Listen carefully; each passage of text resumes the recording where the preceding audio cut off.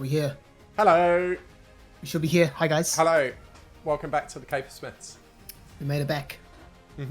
We sure have. And believe it or not, we're on time this time. And we're on schedule. We're on time. We've been We're 3 minutes two late. sessions in a row. We're like clockwork. You can Yep. you can base your calendar on us. We're only 3 minutes late, and it's because we just sat here talking instead of going live. Yeah. We've been ready for ages. We just haven't done anything. Yeah. We're pros now, so we just take the mic. Yeah. Who have we got? We've got Larry Winks. Got official Hello. NPC. Nice to see you. Welcome back. Yeah, welcome. I have just realised that you can't see anything on No, it's nothing. on the thingammy, so I'm just going to fix that up. But what I will do is hand over to our fantastic DM Jacob, and he can artfully distract you whilst I fix the visual thing. So Jacob, 100%. Thank you very much, and welcome, and thank you for everyone for coming in to catch up. Fergus, I think Hi.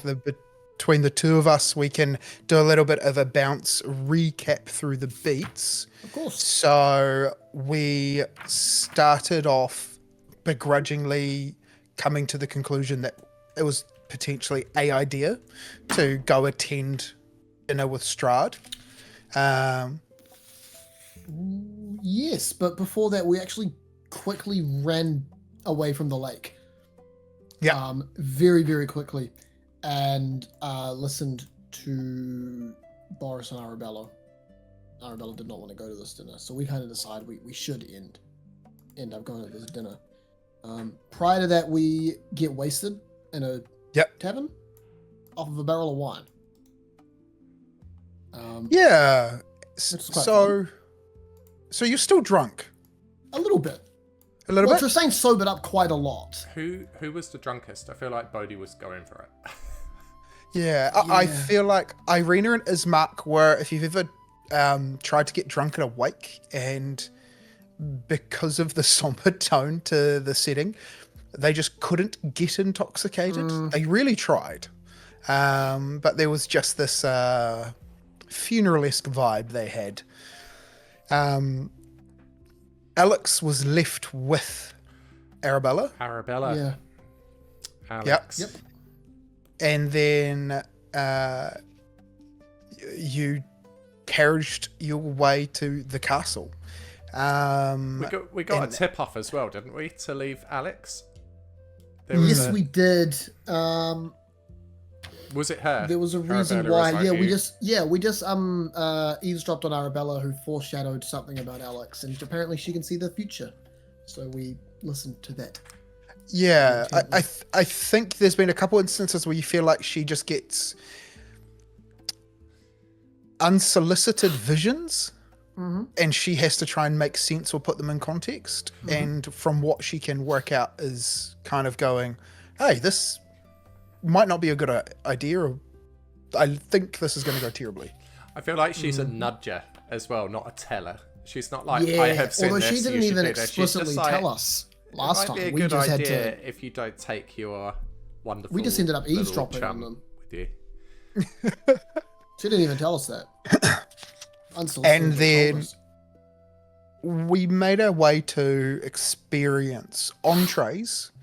At dinner, there was a little bit of welcoming. There was the introduction of the pairings. Do you remember who I am paired dates? with the lovely, boisterous Helga, and Bohdi with the awfully dry-witted Anastasia. Anastasia and Helga is in a Yeah, yellow Helga dress, is my and bosomy- Anastasia is in a pink Right. dress. Yeah. And later, Zara arrived in a red dress. And there was a little bit of a weird friction between Strahd and Tristayne. A lot there was. of heavy implication of, let's be honest, let's be open. And then he seemed to get quite butthurt at the withholding of the name of the little girl. And then he stormed away. like Yeah, a I haven't sand written sack. down on my notes that Tristayne has 1 point and Strahd has 0. So right now, You're Tristayne's 1-0 on up top. against Strahd. Yeah, I got him. That's brilliant. Somewhere in the castle, Strahd just slashes a portrait upon hearing that meta information. And while I'll jump to kind of the conclusion where we were taken to the private guest rooms that have been arranged both for Zara and yourselves, we were taken through the chapel of the keep and through a secret passageway that took us out through the chapel gardens. And then we made our way to the private lodgings, and we concluded with Zara sort of saying, okay, cool, I think I probably need to like start at the beginning. Before we jump straight there, was there any questions or any things that you feel like you're not 100% certain of that might be helpful to get some clarity before we just jump straight back into... I have one small one. So, Isha and Anastasia and Helga, we know they've been asked to leave, and Zara has said, I do not welcome any of you in. And they said that they're going to go and wait in the courtyard that we just walked through. Yeah. But I don't know if we can know this because the sword was there, right? But I don't think we actually paid any attention to it, or we chose not to. So, do we not know when we lost sight of it, or whether it continued and followed us all the way here? Good question, actually. Can I get you to something both... down about a sword? Yeah, so... Creepy floating... What are your perceptions? What's your perceptions? 14. 12. So you wouldn't have either of you noticed something based on passive perception. So you can both roll. Sure. Okay. I I'll got roll. a 16. I got a 13 plus 4. So it's 17. You got 17. Starting off strong. Mm-hmm. That's the highest roll for him in the night. Yeah, it's only downhill from here. So no one beats an 18A. No. No, I don't know. It Okay. hasn't been a... No. No. So it's at some stage between leaving the chapel and then going through the unkept chapel gardens that were on the way to the private lodgings,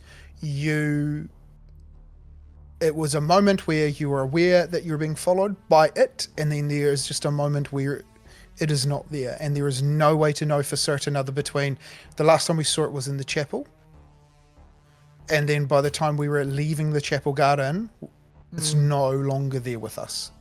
Okay. Okay. Alright. But we were preoccupied with very cool secret passage. Yeah. Yes. Yeah. Cool. Any other questions? I have a note about a lady named Gertrude. So she also attended dinner. That was the young girl who her mother was Mad Mary back in... And she seemed to be living her best life in the castle. Yeah. I said that she's a bit odd. Cool. How does Zara look as she approaches to like saying, I'll start from the beginning? Is she fearful? Is she angry? Is she mistrustful? Is she annoyed that she has to go through it? What's her jam? Okay, so her body language is conveying a familiarity with the space. So you feel like she has been here for a little bit. As she sort of casually leans herself against the edge of the table, sort of 2 hands and sort of like half sitting, resting in a casual way that is not befitting for how formally she is dressed. Right. Though she is constantly putting her focus back towards the door and the windows behind just to sort of like make sure that no one's peeping. So she has a relaxed nature towards both of you. but you can clear. It doesn't take some grand insight to see that she is got an element of ease in here, but is just a little bit cautious about what's on the other side. Right. Cool. Okay. With that, I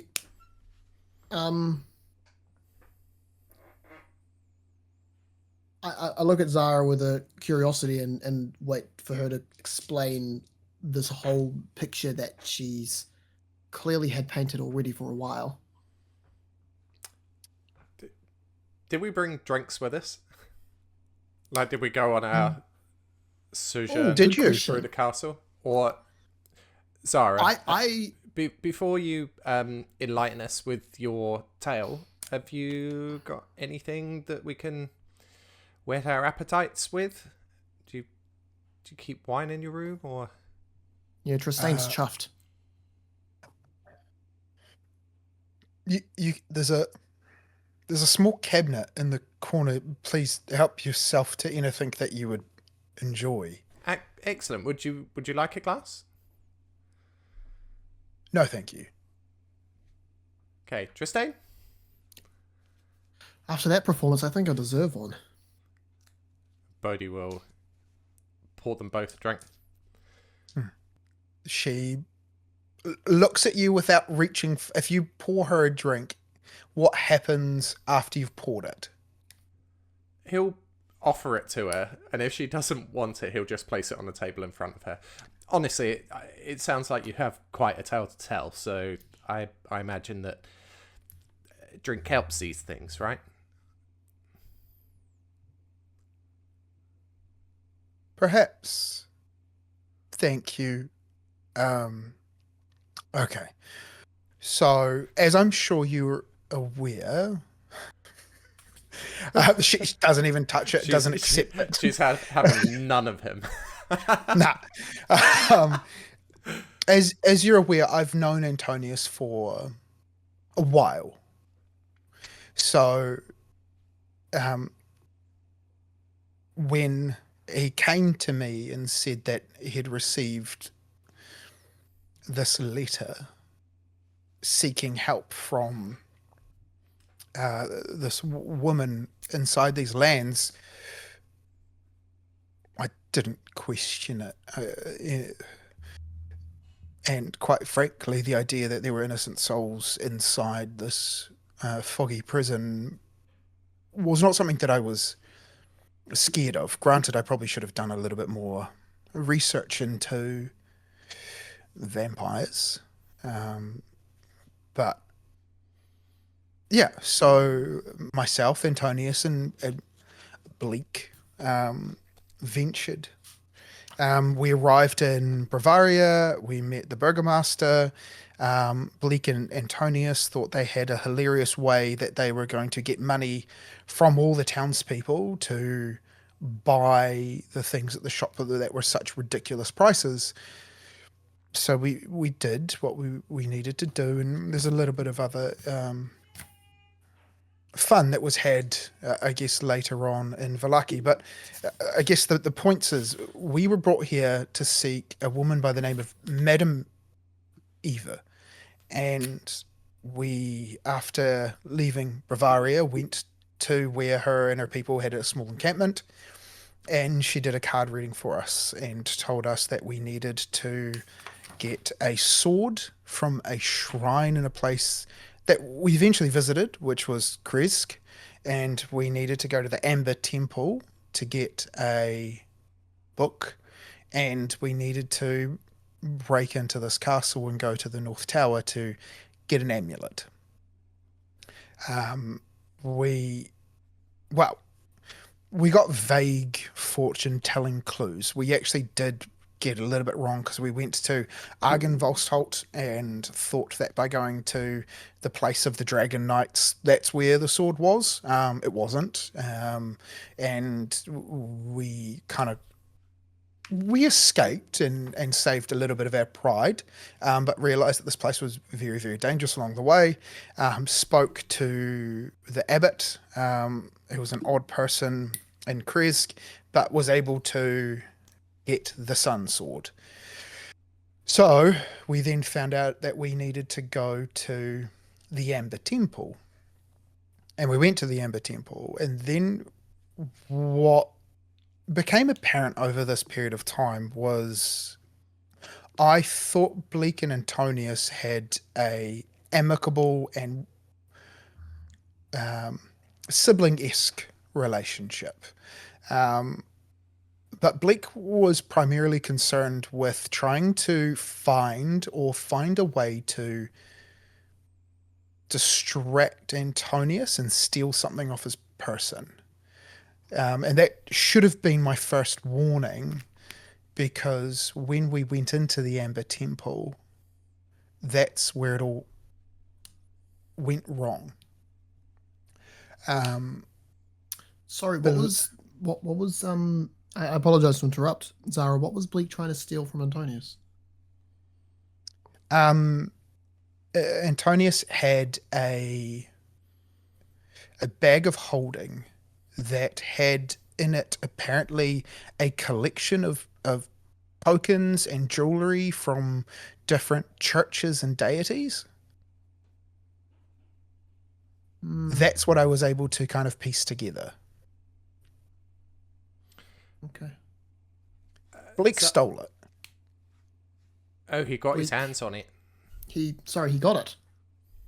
After he became a vampire, and so one of the other people we ran into is this witch. So I've skipped out. So we also killed one of the hags in the coven, and then the boys got really confident when we were in Vallaki. So after Argenvolsholt, they also wanted to try and kill another witch because they had taste for it, and they sought out Baba Lysaga, who is not in a coven, but a horrific being who travels around in a walking hut through a flooded part of the valley. And we fled and thought we got away, but we were also pursued by her into the Amber Temple. So while we survived Bleak turning into a vampire, myself and Antonius, and I don't know if this was the right decision, but he said we should split up, and so that at least one of us would be safe if we were to be followed, and we would try and meet back together at Krez, because Krez, other than a little bit in Vallaki, Krez was the only place that we found was genuinely safe. This Amber Shrine, where is it? We had a map, and on the map we drew a skull. It was on the southern side of a mountain. I can pull up Bleak's map for you. I've actually got it here. I'll just show everyone. Cool. So that's the Amber Shrine. I love that map. Yeah, I have it drawn in my book. Also, the mean, that's meant to be a giant rock. Can I make a nature check on what that is? Yeah. 21. Bohdi can do it with advantage as well. Cool. Because birds.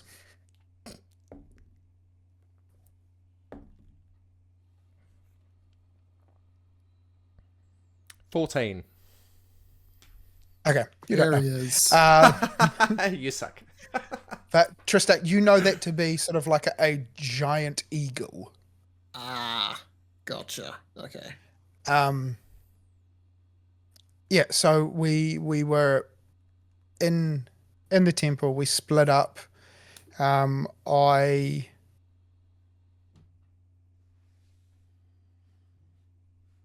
was being pursued by her, and Strahd saved me. I kind of blacked out, and then I woke up in his castle.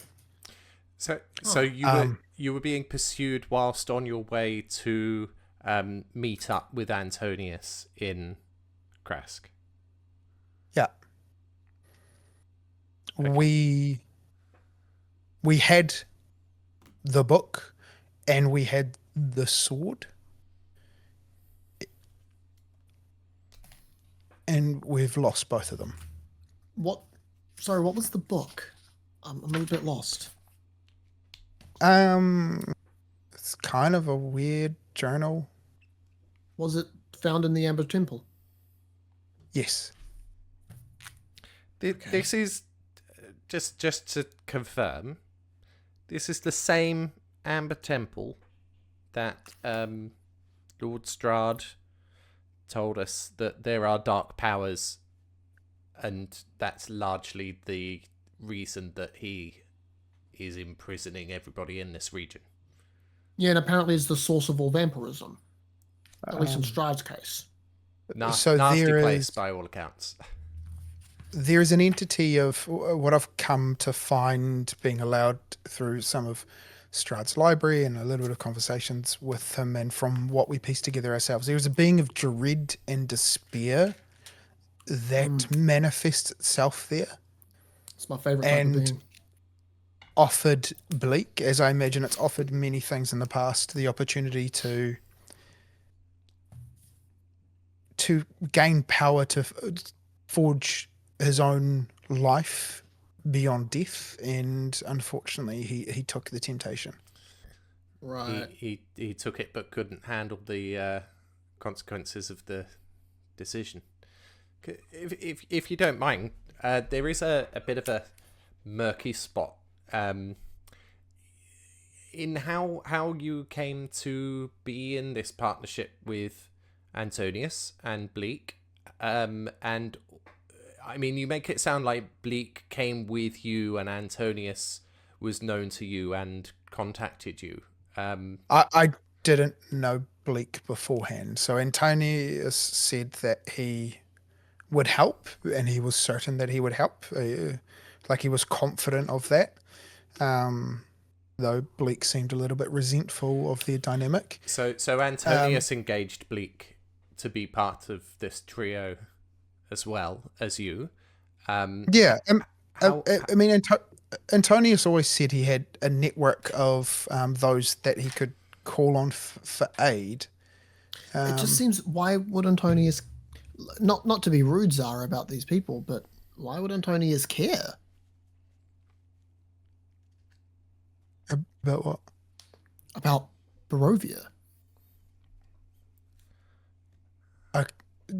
Do you know what happens to the land after the fog moves? No. Not a clue. So all life, as it rolls around our world, all life it rolls over is incorporated and then trapped here. And then when it leaves a barren waste. The foliage, the life of the plants, the trees, the water becomes dead afterwards. So this letter that he got from Madame Ava, An unnecessarily cryptic and vague woman.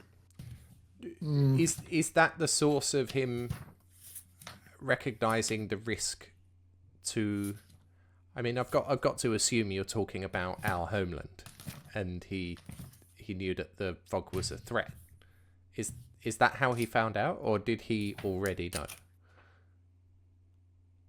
No, my understanding was he received the letter and said that if it was just asking for help from champions, if he was able to summon champions to come in and free the trap souls and stop the spread of death and despair. So how do you know him?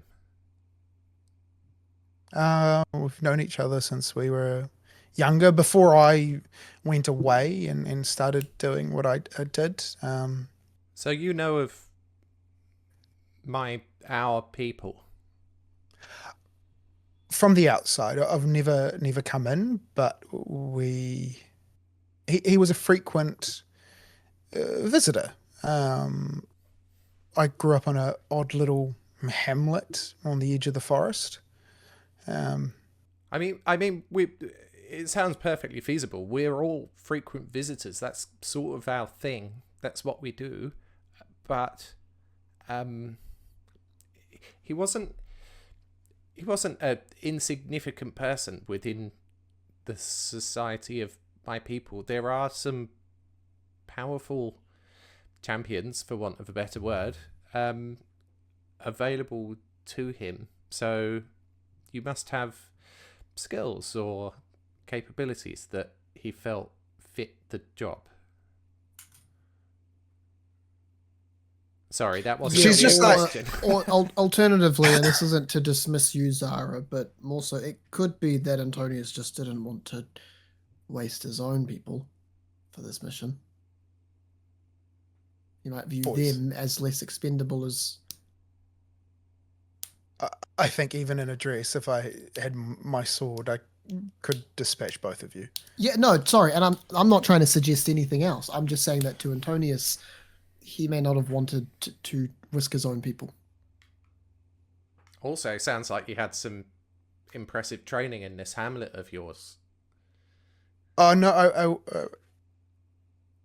we established this at dinner. Have you drank a lot? I'm a member Of course, you're a the you're a Riot, knight. the Holy Eric Knight. Yes. Yeah, he's...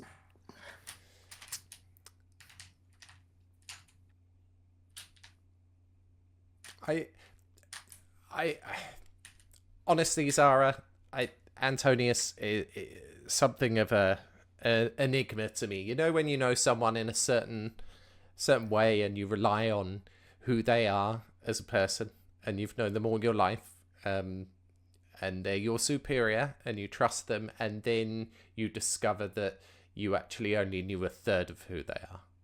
It's like a very different part of the same person exists outside of the one that I'm familiar with. It's just a little discomforting.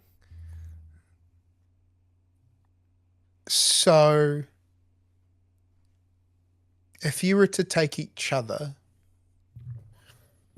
I like to think about people I know as overlapping circles, where there is parts of what you know about a friend in common that overlaps with what Tristayne does, but there is more that doesn't overlap, because we are ourselves complex and varied people and are different things to all the people that we interact. Some are friendly, some are adversarial, some are indifferent. I absolutely agree with you. Tristayne is a wonderful example. He's a man of many layers, many of them grumpy. It's just difficult for me to think of Antonius like that when all you see is a certain version of someone. What do you see? Yeah, like what, Bohdi? Well, No, I'm very curious. Antonius, for me, he was my superior. He was a somewhat hard taskmaster, very dedicated to our mission, our role. He very quick to discipline, but a sturdy type. Boring. I feel bad saying it, but the man just he was somewhat one-dimensional as far as I am concerned. You know, Bohdi, the phrase hard taskmaster for Antonius is a vast understatement. Where I knew him as a jovial spy master. A spy master. I mean, he's knowing you. You're implying he was a spy master for beyond the Pyracantha people. I think that's what I'm struggling with. he was loyal. He was one of us, and you're implying that he had his fingers in other pies, so to speak. And he intercepted so much wonderful information of anything in the surrounding regions, and in support of that we kept sending resources and coin. People, occasionally. What do you mean? You know what? I've had too many drinks. Can I get you both to roll a perception check? 16. Cool. You are going to hear something. 15.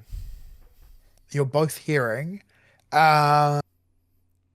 You hear two things. You hear hissing, what sounds like back in the courtyard, and then you hear is the hurried bustle of a group of individuals Oh.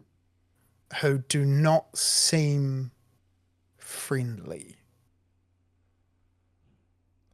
Zara? Do you hear that? Bohdi will stand up and back away from the door, and so he thinks subtly position himself behind Tristayne. Yeah, brilliant. Tristayne will cautiously stand and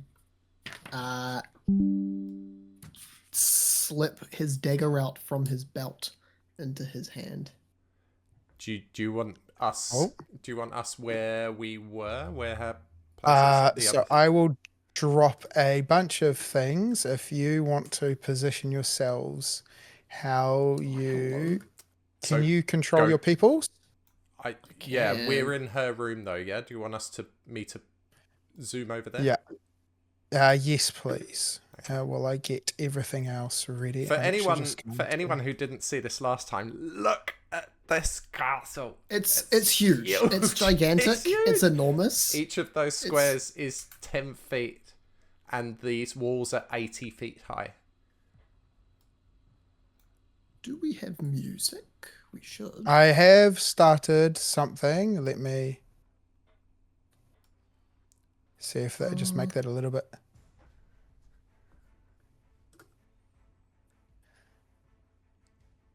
Gotcha. Yeah, official NPC likes it. Loves a map. Cool. We all love a map. Who doesn't love a map? Right, give us a. Let us know if you can hear the music. Oh. I can. Okay. Can you see these guys over here? Yep. Yeah. Oh, sorry. Oh, wait. I can now that I've looked. So they're two very distinct types of people, and you'll recognize them as the Fire Fists, who you stole Alex from. Oh, those guys. Oh, them? What the hell are they doing here from 5 sessions ago? What Jacob, that was like 3 months ago. That was in April. Hang on, I'll zoom What in the just so that we hell? can have a little look at The them. Firebrands. The Firebrands. Firebrands. Thank you, Yes, Firebrands. they were mercenaries that we met in a So pub. all of these cats are firebrands. You have 3 what look like wizardy people, and the rest are just these large brutes wielding swords. And I'm assuming we can see it because we've ventured outside, right? Yes. No sign of Isha or Anastasia or Helga? They are gone. They are completely gone. Can I get you to roll initiative? Yes. I must. 14. Natural 20. Wow. Epic. That's what you want from your rogue. Okay. I know. Actually, I don't know if it is. That's what I want from my rogue. You want any 20, mate? Wizardy firebrands, definitely. Sorry, Bohdi. So Tristayne, you'll be starting. Great. With nothing And but my Bohdi? dagger and my tools. 14. 14. Can someone please roll for Zara? Sure. She got 8 plus whatever you want to add. She's not going to get anything extra to that, so she is going to go last. So our order is Tristayne, then Blank, then Bohdi, then Firebrands, then Zara. Okay. Goodness me. Sheesh. Straight into it. God, we haven't had a fight for a while. So I've got a spell Yeah. and a dagger. Oh, yeah, we've got nothing. I look at Zara and I say, please tell me you have some equipment in here. She opens a chest and it's just an armory. What do you mean an armory? So there is like beautiful ornate armor, and then there is just this wild array of weapons, from daggers, short swords, scimitars, short bows, rapiers, long swords, spears. So it's a very large chest. Great. And it looks like this collection of things potentially pillaged from the castle. Cool. Now, It's we a have no stash. armor on right now, right? Hey? We've got no armor on at the moment. We've got our clothes. Yeah. And Phew. you hear her recite what sounds like a muffled vow, and then this long sword just materializes in her hand. Cool.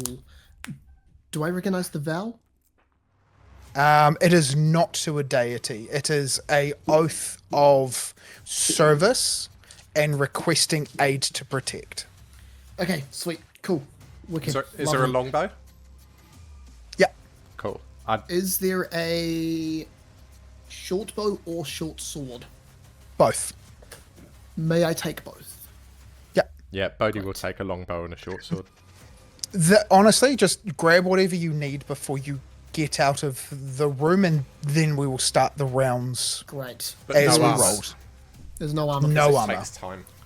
Cool. I'll take a short sword and a short bow. Cool. I will then... Let me see. What do we got? This map is huge, though, man. How can I get the most people? By doing... I need this tool here. Here we go. Fireball. I wish. So that is a 5 foot there. No, they're not bunched up enough. Okay, I'm going to pop myself out to here Oh. and make a attack with True Strike against. What do we got with a short bow? It's like 60 feet, I think. I can hit like all these guys. I'm gonna pop a attack with True Strike against this wizard over here. Amazing. Because I've moved, I can't use cunning action. Oh, sorry, steady aim. But I can make an attack with that for a 17. And against the wizard is going to hit. Lovely. Now, I do not have any advantage on them, so sneak attack will not apply. However, True Strike at this level is, I want to say, a D6. Yeah. I think, yeah, it's just a... No, not yet.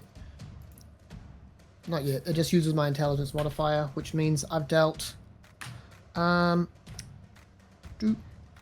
piercing damage. Cool. Yeah, against him. Cool.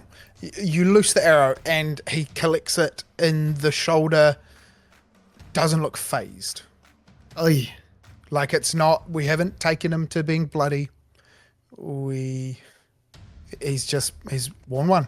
Is there anything else you Cool. want to do with your turn? Yeah, after that, I go back inside. Oh. I go back in here. but I will stand out of the door. Cool. Zara, can I stand like? Yeah. Actually, no. Hang on. Yeah, I'll stand over here, and I will take the bonus action to hide, Go for it. which I believe Cool. I need to make a stealth check for. Yeah, you roll, and then that'll. Let me see. I need to beat a stealth check of something. With a 16, I think that passes. No, you make a 16, and then it's they would have to roll. Doesn't that then become the DC? Well, let me read it. Hold on. Because right now, no one's going to be able to see you in there, so it'd just be becoming hidden from. So I needed to pass the stealth check of 15, and now they need to pass a 16 to see me, Yes. or else I'm invisible to them.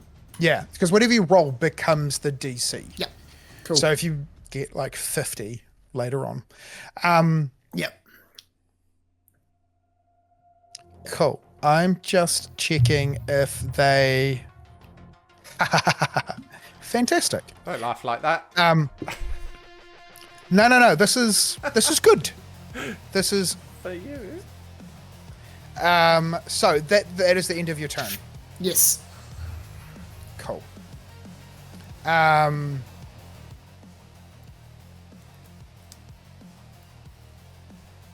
Official NPC has just nailed your whole playstyle with this character. Yeah, absolutely. In one comment. Come on, man. No, I've got toys up my sleeve, but it's not the right time to use them. Shot a Right? dude, then Just- slid under the sli- bed to make Chris the target. Brilliant. Just slow down. Okay. I'll get there, man. Oh. You see materializing on the wall up above. Hello. Your boy. The big guy. The guy. The main man. Sir? Hello. And you see him scratch to draw a fleck of blood off his cheek. And he hurls it down towards, I'd say here. Okay. And as it goes through the air, it starts to both expand into a boiling and flaming ball. And as it hits the ground, it looks like an explosion of fire if the fire had the coloration of fresh blood. And there is this wisps of dark evil. There's nothing, it just has the air of being evil even to witness. And they all need to make dexterity saves. Can I make an Arcana check to try Absolutely. and figure out what this could be? He is no joke. I don't like I hate him. I hate him. I hate him. He's awful. What does a 19 give me? I rolled pretty good. So this is a distorted, dark arcana manipulation of a spell. That is not actually a spell, so there wouldn't even be the ability to counterspell it. Great. Wicked. Awesome. And Strahd. What are you like? they are all taking in a total of 76 damage. What? Ha! Ha! The first part is 36 fire. Blood fire. The next part is 40 necrotic. There is only 2 that have passed. So you see this one here die. So we're just going to delete that one. This one here dies. This one here dies. And this one here dies as well. He then walks over the edge, and then you see him start to walk underneath and he is walking on the walls, and then he starts walking down the inside of the archway that came up through the wall, and he just walks down like gravity doesn't exist, becomes upright, and then he turns to these two and says, "Do you deny death?" And that's going to be his turn. He's the worst. He's the worst. I don't even want him on our side. I don't think he is. I think that he's just not on their side. Okay. Now up we have Bohdi. Bohdi craps his pants. Bonus action Poodle. All right. Crikey. Okay. Oh, Can I don't like it. Bohdi's first turn, he can move 45 feet with my fancy Gloomstalker thing. Can I climb onto the roof of her hut? I don't have a climb speed. You can still climb. So like So what is your athletics? pretty good, I think. Yeah, +5. Okay, so with a +5, I'm going to let you do the vertical movement at half speed without having to roll for it. So it would be 15 feet to get up there. So you would use 30 of your movement to get to that square on top of the roof. Okay, yeah, I'll do that. I'll do that, and then I'll use the rest of my movement to move to the back of the roof, right? I can't Awesome. Oh, I can get up there. Cool. Oh, Let me hang on. just... I've got to go round. I've got to go round her. Right. Okay. Bohdi would like to shoot at the wizard fellow that Tristayne shot at with his bow. Cool. And Make an attack roll. I will bonus action Hunter's Mark hit as well. Yeah. Natural 1. Here we are. Wait, hang on. No, I'm fairly certain that you've had a turn before this guy has, so you have like advantage on the attack or something. Hold on. I really You don't? Nah. Thanks for the help, but I'll let you shoot Strahd. No. No, you know what? It seems like it's on the way. He's just stuffed. Hey man, it was a good try. Sorry, you. I just Okay, so no, I want to do something. You said I'll let you shoot Strahd. Is that you hit Strahd? What is it worth to you to not hit Strahd right now? Oh, no. All right, Bohdi is petrified of this man. This crazy blood fireball walking on the walls guy. So, a lot. He would. I don't know. What are you gonna offer? Fall off the roof. You want to fall off and just take the falling damage? Instead of shooting the scary 70 points walk on the walls vampire, yes. Okay. You slip on a tile and you fall onto the ground, and you are going to take, where's a D10? Cool. You take 5 points of bludgeoning damage as you hit the ground. I will take it gladly. So I don't even need to know what happened to know that was Bohdi. Yeah, you I don't even need to see it. I just heard a doof. I'm like, what you hear is you hear him climb up the wall onto the roof, scatter along the tiles, and then just and you see him pass in front of the window as he falls to the ground, and you hear a thud. And at that point, the arrow shoots up into the sky. Good. Awesome. I like to think Bohdi's thought process here is right now Strahd is clearly more angry with Tristayne. So by not shooting Strahd, the status quo remains. That he is more angry with Tristayne than he is with Bohdi. Cool. Great. And that's my turn, Jacob. I'm done. Wow. You are amazing. You're an inspiration. Usually I sit next to Chris and I can kind of nudge him in the right direction of what to do, but tonight this is all him. This is all me. And I love that. These Hell of a turn. D-bags rush him, and these guys are going to make their move on the same turn. So this one comes in a little bit closer, and he's going to cast Daylight. And he's trying to cast it here. So they know what they're dealing with. They're casting Daylight. They're prepped. And Strahd counter spells the first one.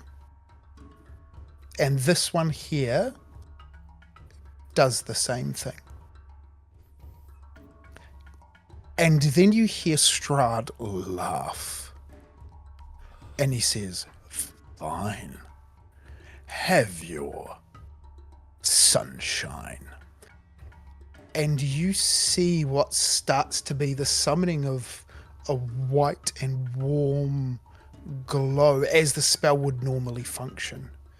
And then you see it start to become corrupted as it slowly becomes red, like witnessing a blood moon.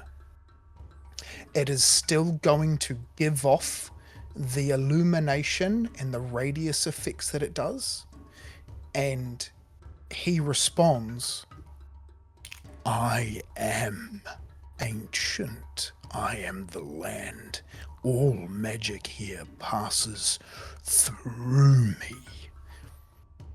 And you see he is visually different, though.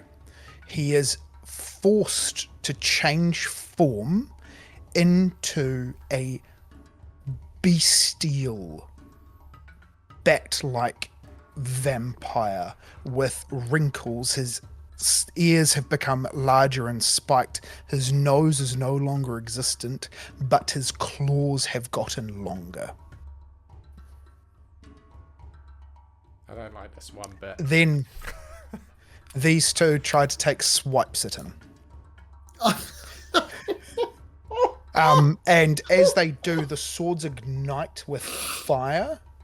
As the first one goes to do, I think he's getting 2 attacks.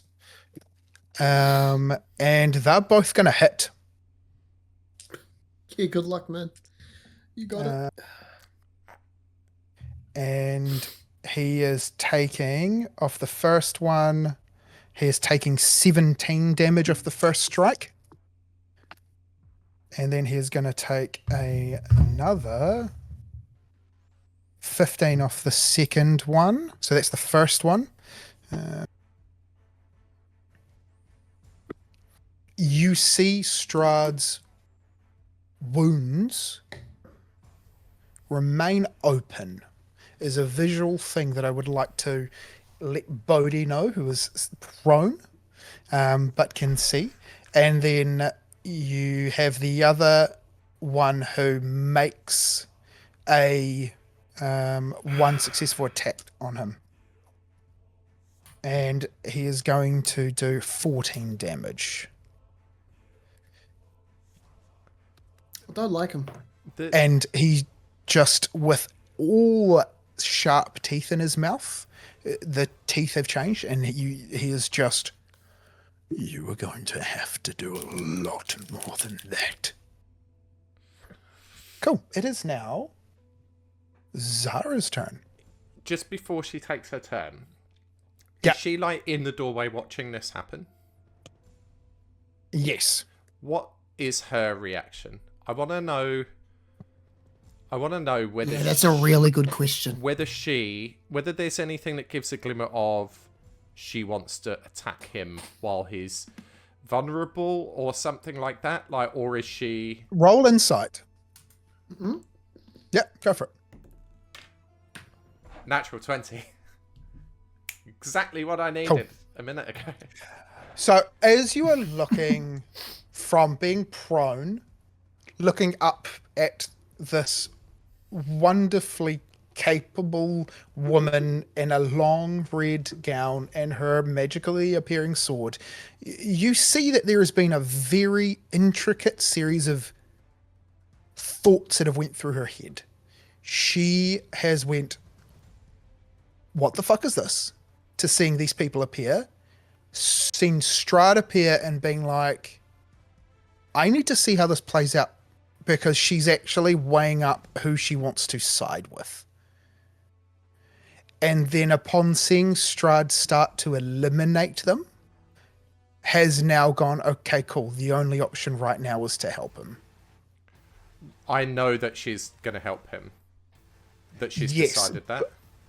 But you know she is doing so because the sway of the battle has went in his favor. Right, okay. So... And... What I was going to do if she looked like she was going to side with them, Bohdi would have had his hand half out of his coat with the two of the 3 bottles of holy water that he got at the church. And was like, I don't know if do they just look like bottles of water, or do they have like... No, there's a little water? Bit like halfway between holy hand grenade. Yeah. So he would be looking at her and sort of have them half out of the jacket, but then gauging that she's decided to side with him, would just look at her questioningly, like... Yeah.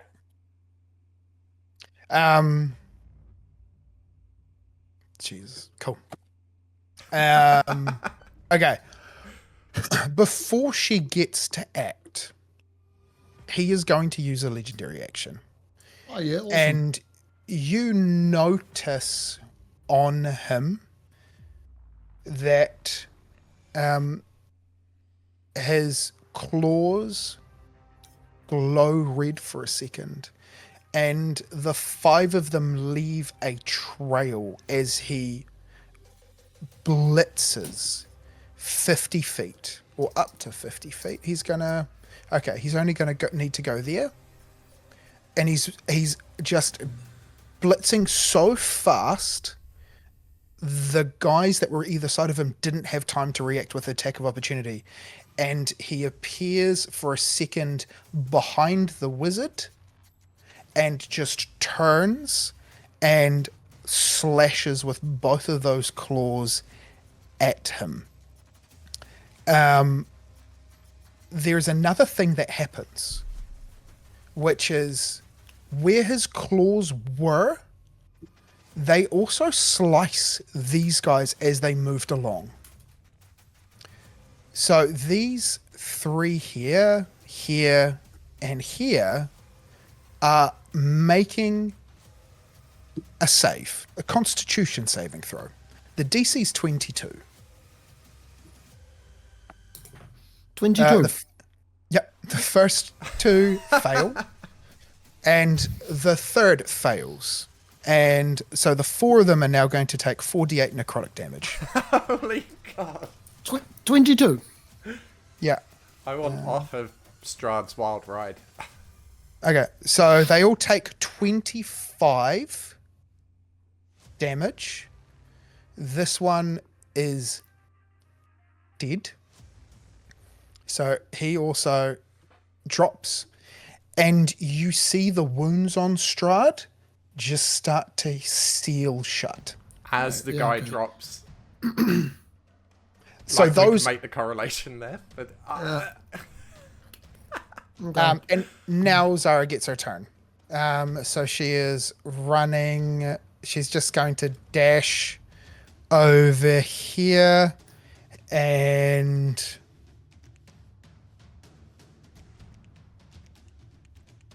going to hold that position. She's just taking a defensive stance. She calls out to Strahd actually and says, well, if you're still here, I would have helped. And you see his face, and it is just a monstrosity. And he is trying with his best effort to be pleasant and smiling, but it looks like he is just snarling through a bloodlust. He looks like a primal vampiric beast right now. And now we're back to Tristayne. Well, Who's hiding under the bed? what a turn of events.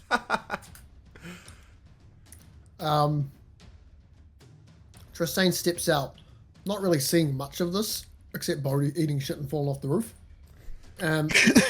Walks outside to see a bloodbath with a snarling beast of a Strahd. And starts to reconsider his dinner decorum, but tries not to get caught up on that for a moment. He's still hiding, so he's going to make an attack against this fellow. Actually, you know what? No, he's going to let's be cheeky. I'm going to come over here and try and make an attack against this fellow who Strahd is right next to. Because I am still hidden, I believe I have advantage on the attack roll. Yeah. And I can tell you that right now they're all facing the scary, scary vampire monster. Wicked. That is a 19. Cool. You are hitting. Thank goodness. Where to rolling with effort at all or no? No, the AC 17. Ooh. Damn. Okie dokie. We have 7, 10, 14 radiant damage. Cool. On the one up right here? next to Strahd. Yep. 14 plus. Cool. He dies. And you see Strahd kind of just like wince a wee bit from the sight of the radiant arrow. Tristayne will... God, I should not do this. Tristayne will, with a very shit-eating grin, wave his bow and say, "Hey, you're welcome, my lord." And then I'll take a bonus action to hide and pop into this room here.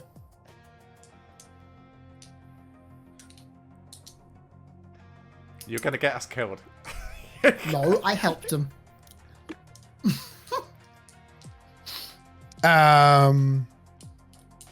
Because I have something Strahd needs, so he won't kill me yet.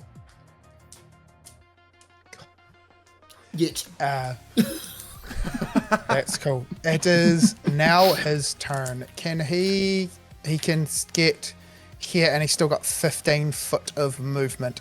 I have a 21 on the stealth roll, if that is important. You are hidden from everyone. Ooh. He gets there and goes to make his first attack. And it misses. Have I perturbed him?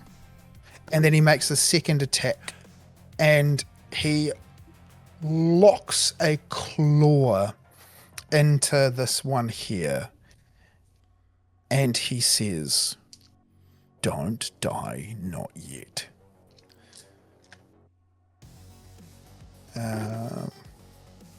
He's awful. Oh, fuck. Okay, no, he just slashed him in half.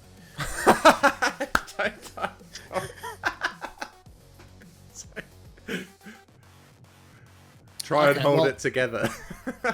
I'm so sorry. Okay, so he did 38 damage all up with that one claw. Alright, wicked. And then he looks at the one in front of him and says, "If you just stop your spell, we can be friends." He's doing the thing again. Yeah, I don't like that. The wizard critted on his save to be charmed. Good stuff, man. Noticeably, like we'd know it didn't work, or having seen him do it to Ismark. We saw it happen at Ismark, yeah, so we'll recognize it. You get the feeling that he was trying to do something really, really fucky. So he's going to wait there, and it is now going to be Bohdi's turn. So Bohdi would have fallen prone, but would have got up immediately, like when you fall over and you're pretending that no one saw it. Yeah, nice. So he Sweet. sprang back up, and like he's hurt his butt and his back, but he's like making out that he's not hurt at all. And he'll try to shoot the guy that he missed the first time again. So the fire wizard, just from there. Yep. Like it was all part of his plan. Make your attack roll. Oh, You got it, 18. man. 18 Boy, there he plus is. 5. 23. You get an increment of effort. Nice. If my math is correct, 17 to 22. Mm-hmm. Yep. Yeah. So it's a D8 plus 3, and I've got Hunter's Mark as well, which is a D6. So it's advantage on the damage dice, isn't it? So That's how it roll works. two pools of damage, and then take whatever allotment is the higher total Yeah. outcome. Okay, so 5 or 5, 6, 7. 7 plus 5. So 12 damage. No, sorry, plus 3. 7 plus 3, 10 damage. Nice. So excited for a second. He is hanging on. Sorry, You you did nail how much him. damage? I did 7 plus 3. With a D8 and a D6. Damn. I think you generously sound shocked about that, though. Cheers, Peg. He fails his concentration, though. And the daylight just disappears. But he is there with 1 hit point. So, I have a mouthful of crackers. What happens to Strahd when the daylight disappears? He does not change his form yet. Oh, no. Oh, no. Okay, cool. Hold on. It is the It's The wizard's guys turn. Go. and he laughs and says, "There will be more of us," as he then goes to cast Convince him. Fireball, Oh. aimed Oh. directly at Strahd. And Strahd says, "You don't learn." And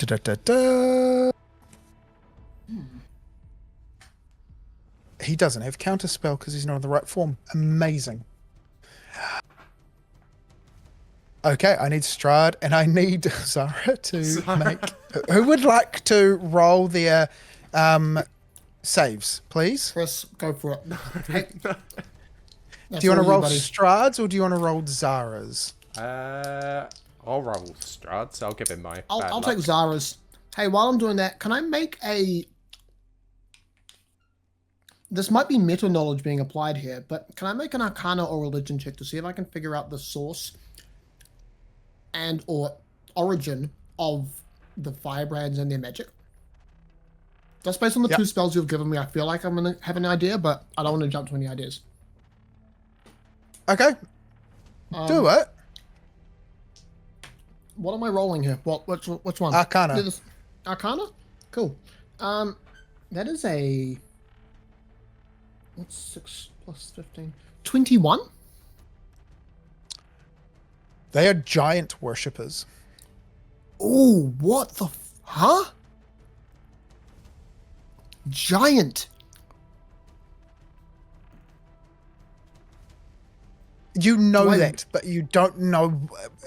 Like, it's just, I need to know more about this. Weird. Okay. As for Strahd's save, I rolled an 11. And I... Okay, No, so- you rolled Zara's. Oh, sorry, Zara. It's a Zara save. It was an 11. Strahd's was a 12. Okay, so Strahd gets 24. Zara doesn't add anything. Okay. So she is going to take the full brunt of Fireball!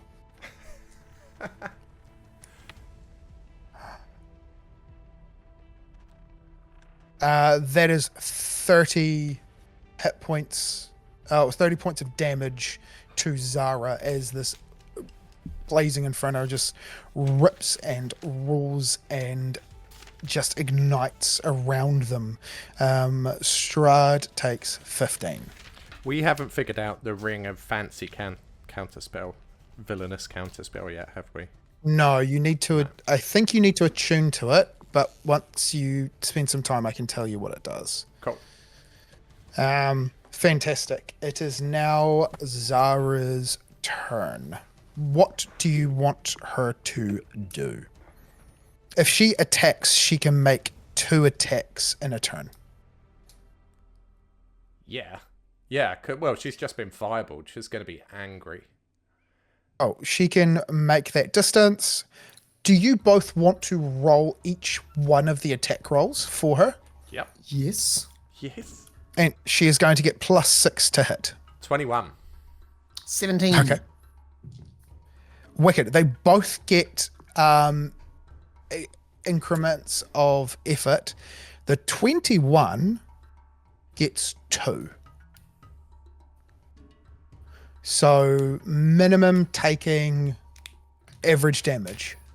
Cool. What dice is she rolling? Oh, fantastic. So she is going to make a D8 damage. Mm-hmm. And then she is adding an extra 4 onto each of these. 7 plus 4, so 11. 7. Cool. And that's including you've rolled 2 lots and you've taken the higher. Yep. Okay.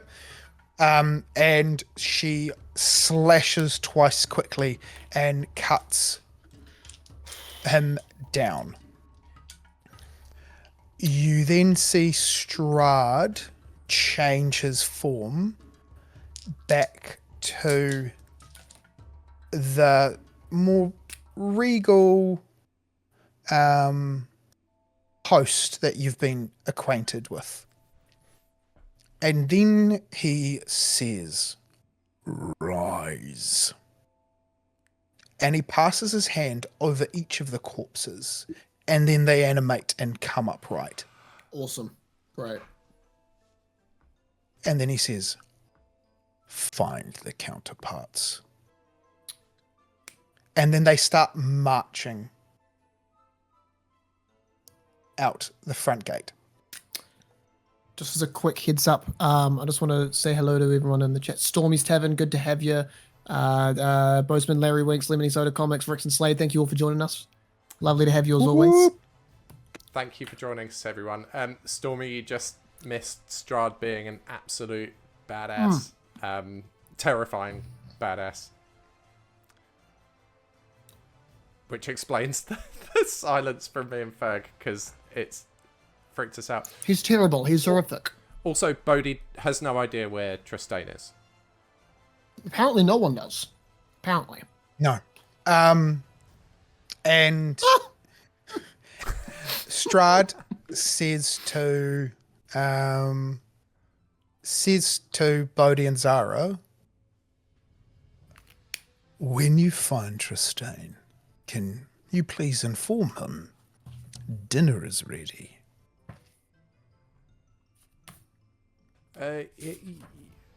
Yes, of course.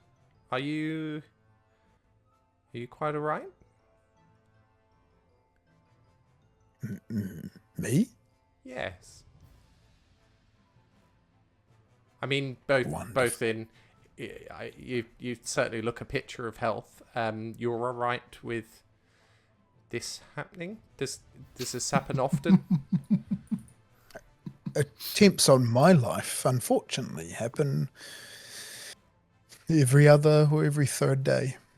From these chaps specifically, or from a wider host of colourful characters? Whoever rolls through the fog with a closed mind and or an agenda. Gracious me. Well dealt with. I can see that This isn't your first rodeo, so to speak. Bohdi, Yes. either before dinner or after dinner, I would like to speak with you privately. By all means, my lord. I will have Raydan, if you meet him in the main entrance hall, I will have him take you up to my study. Can't wait. I will be there now. And then he starts walking up the side of the wall. And then just gets on the parapets and then goes into his castle. I hate it. Dude, no. Stop it. And she comes back and she's just like, Tristayne? I Where is pop he? my head out. Actually, can I just ask, what's in this room that I'm in? The opposite end, there is, though, 2 beds in this room that are made up, and they have what looks to be some form of more relaxed wear that has your name each folded and threaded on the set of clothes on each bed, assigning lodgings. Do we have matching tracksuits with our names on them? Yeah. More like hotel robes. Brilliant. It's Okay. our room. Awesome. Well, I walk out.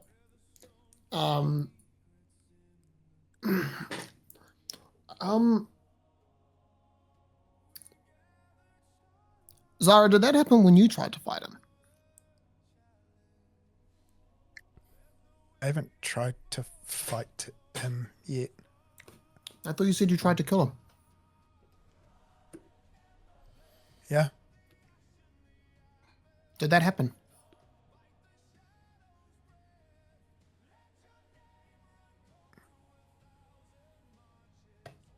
He just looked at me. Oh, did he Right, make you he think knew you. think you were friends? We've seen him do that a time or two.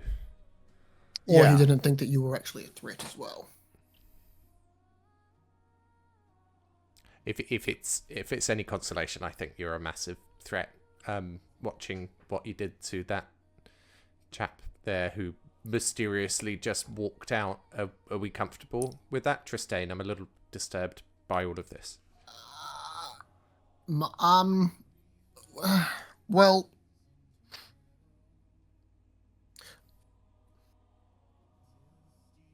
this was a great opportunity for Strahd to show us that he could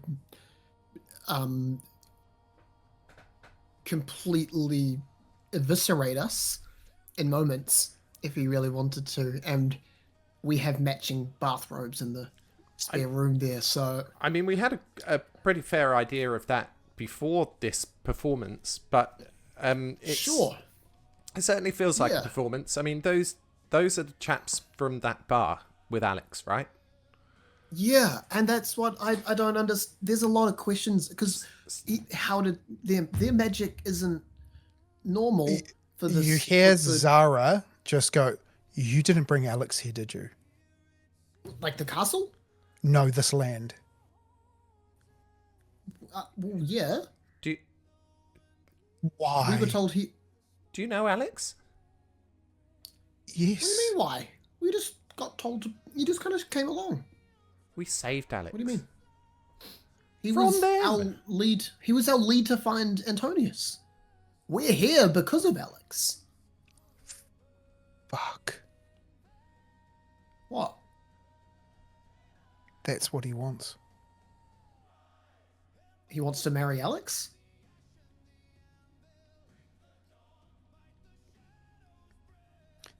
He wants to try and... Shit. I need to get back to his study. Isn't he Well, going to funnily his enough, study? apparently I'm going there shortly.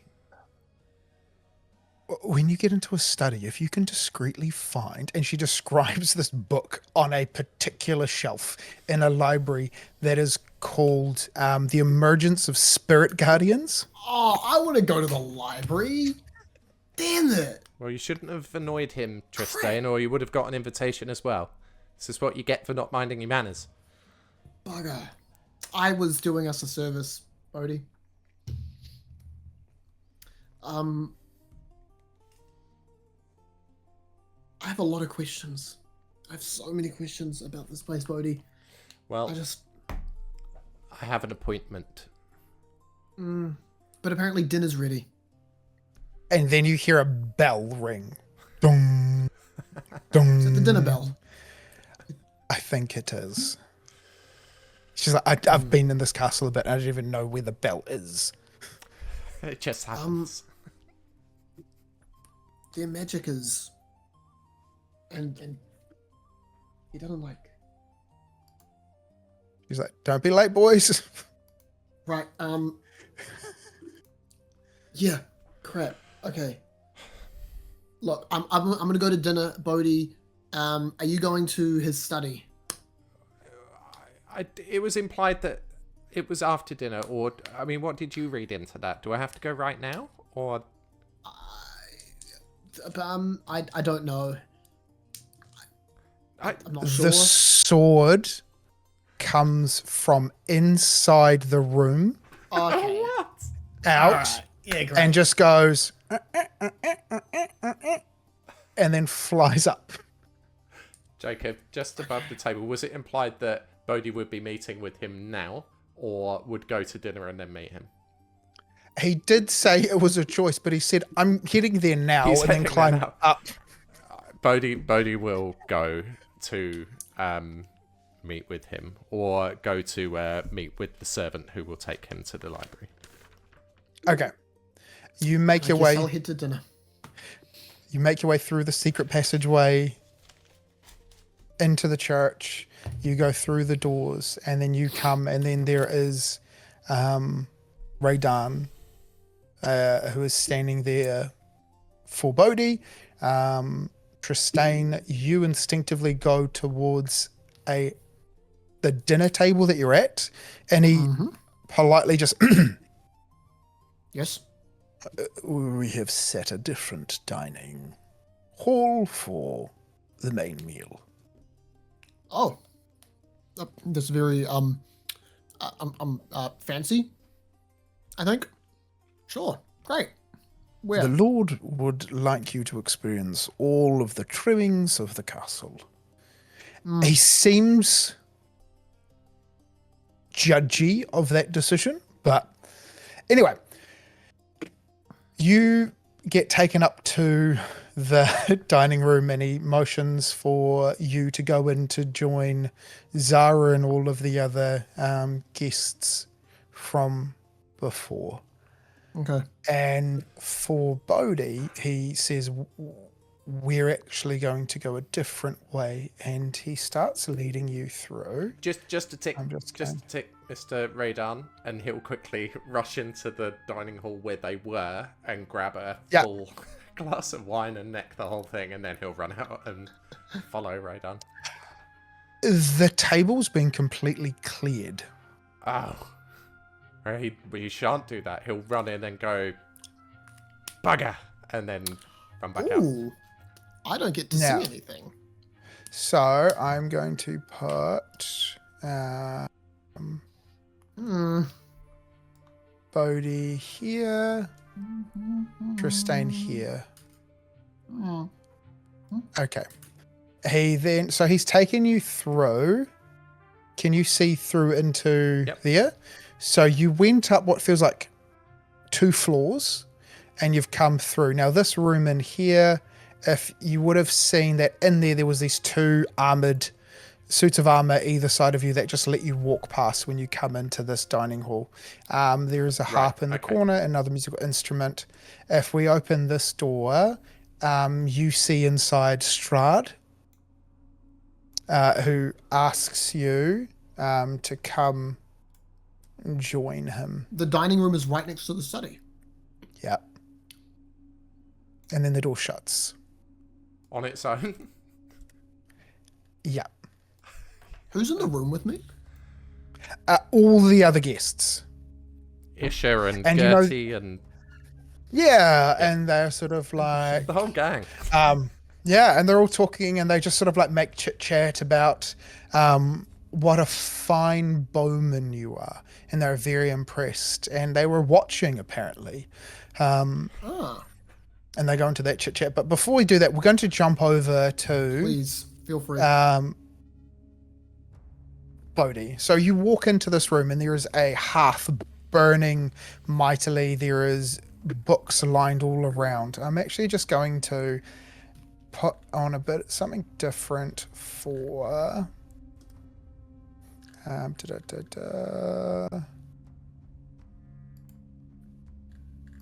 are we? We are going to be here. Okay. And there is a bit of a coldness to the room despite the fire burning. And Strahd, I must apologize first and foremost for allowing you to be so caught out.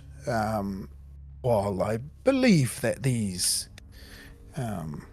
trespassers were not welcome here, it seemed from what was overheard of their arrival, they were looking for some stolen belongings that they believed you had taken from them.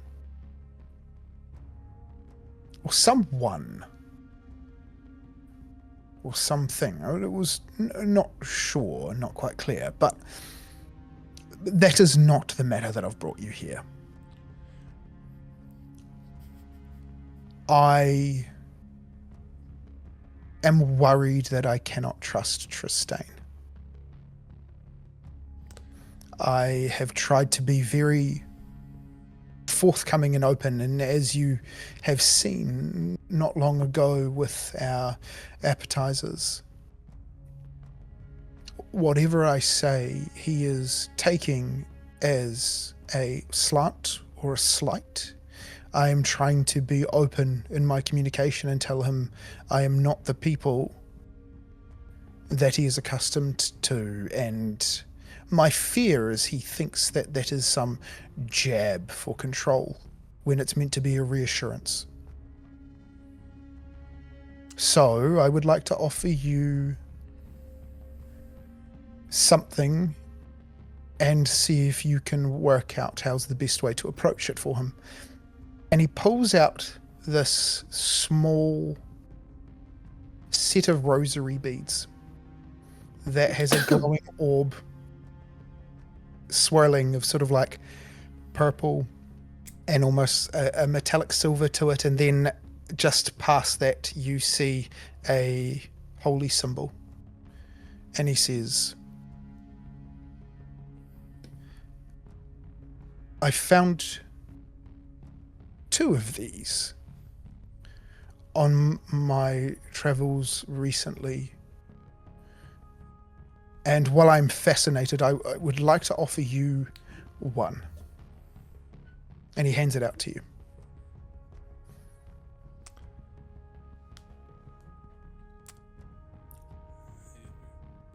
Well, I very much appreciate yet another gift you're offering me, my lord. Could you just... I'm afraid I'm not following entirely. Offering me this, how is that related to your wish to assist Tristayne with an understanding? I will apologise for him. He can be prickly. I'm going to ask Fergus to mute the dialogue until you see me give a thumbs up. Okay? Nice. And chat, please, you can watch the conversation, but I just want you to mute your audio and chat. Please don't give Fergus any spoilers, because this is a little bit of a... Chat, I'm welcome to hear, ooh, what? Ah, and nothing else. Okay. Bleak was very concerned and sought this from Antonius. And I believe there are more. and I'm trying to work out for what purpose they were. My worry is that Tristayne's not being honest with you either, and that he has his own motivation and his own plans, and I want you to carry it out, and I want you to see if it sparks a significance in his gaze. And at some point, I want you to ask yourself the question, when I hope you ask him what it is he being fully truthful to me, and can I trust him?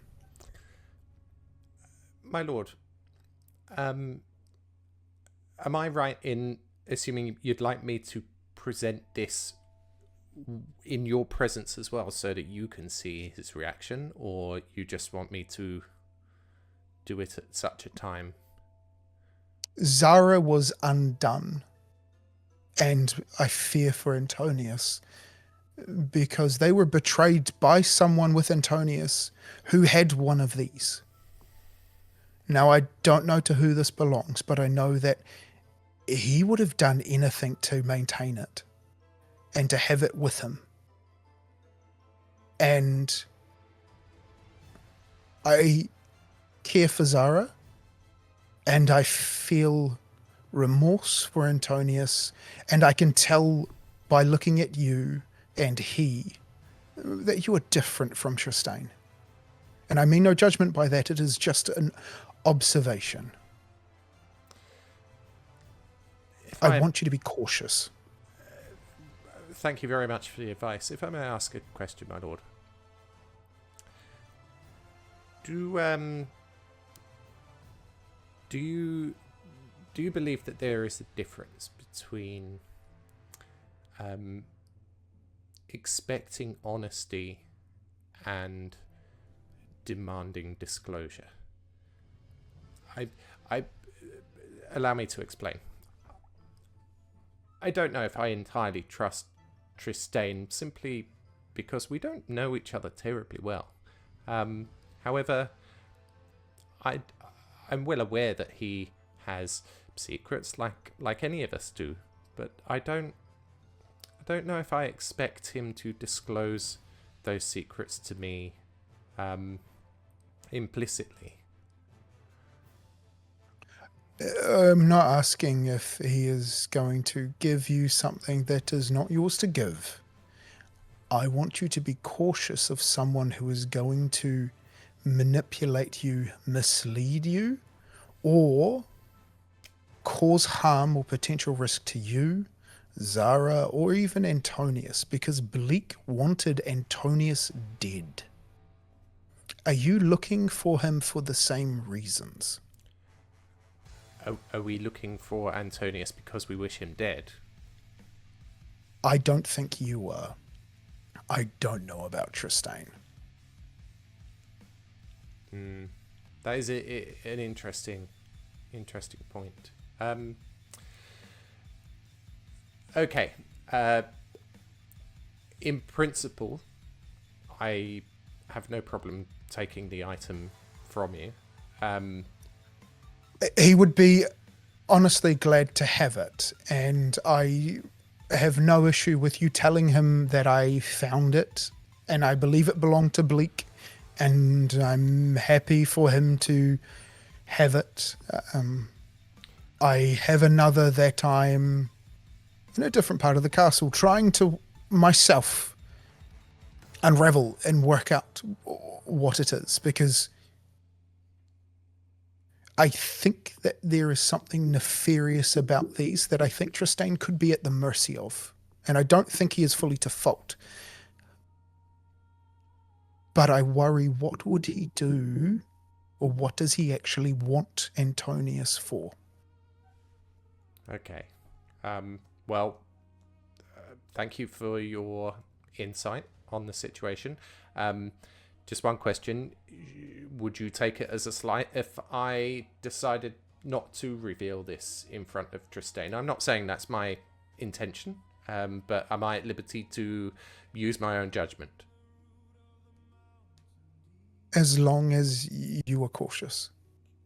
This is for your safety and Zara's safety. Understood. Well, many thanks. I will. You of course would like some insight. Should I reveal this in front of Tristayne, you would like some insight into his reaction, I imagine? The only thing I would be aided by is knowing what it does. What the You do not know. What Right. is its significance and what does it do? I don't need to. I will spend time deducing, but that just might save me time. Well, we all have a healthy dollop of curiosity in us, do we not? You are wise, and I respect that.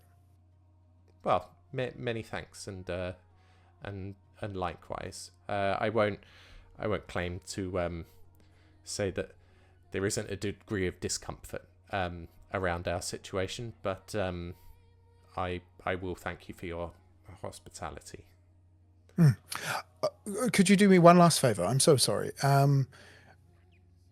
If we need to, sometimes I like to pick out some books to entertain the guests of topic conversations. I must get back in. It's very unbecoming of a host to spend this amount of time away. So if you could just choose a couple selection of books if we need them, and then just follow me in and shut the door.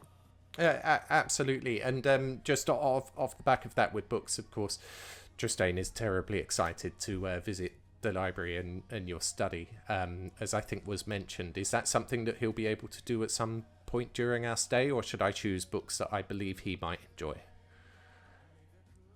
I would do the latter. I am being honest when I say I do not trust him as much as I trust you. Well, many thanks. I appreciate the remark, and I will select some books that I think might enlighten Tristayne. What I will say around trust, just in his defense, as I said, he is somewhat prickly, and has had, from what I can gather, quite a challenging upbringing, and I do sense some good in there. I think there's just some rough edges that need knocking off. Let's hope. Indeed. And then he opens the door. Hello, ladies and gentlemen. I'm back. Well, am I still alive? Have I made it? Yeah, so before the door opens, is there any topics of conversation or chit-chatter that are going to happen across dinner? Are you going to steer the conversation in any way? I am going to do my absolute best.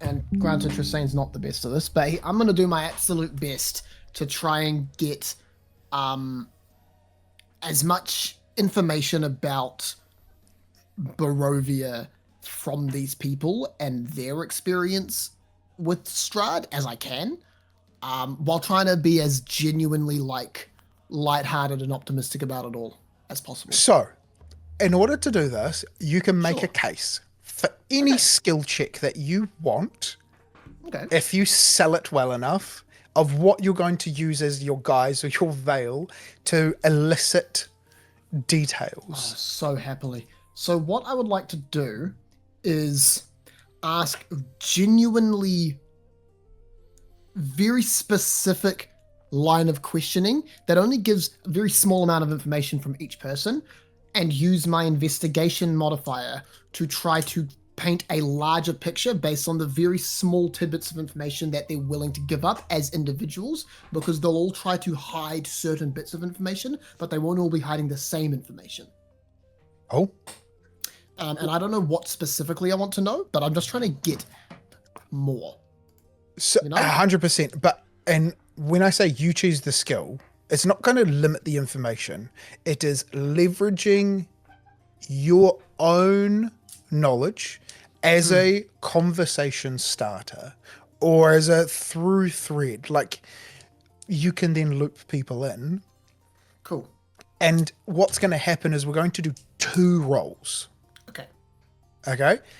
Cool. And we're going to take the mid of both. Okay. One of them is going to be a persuasion roll. And then Sure. you can choose any other, and you'll roll both and tell me the total of both, and then we'll get the mid number. Okay, sweet. So for, let's see, persuasion, and that's going to be investigation. Both really good. My persuasion is a 15. My investigation Awesome. is a 24. Okay, so 19 and a half, so round up to 20. Yeah, sure. Cool. Wicked. Yep. Okay, so you... what do we want to know? What are the core things that you're trying to get out? Okay, so if I go into my handy book of notes, I want to gather more about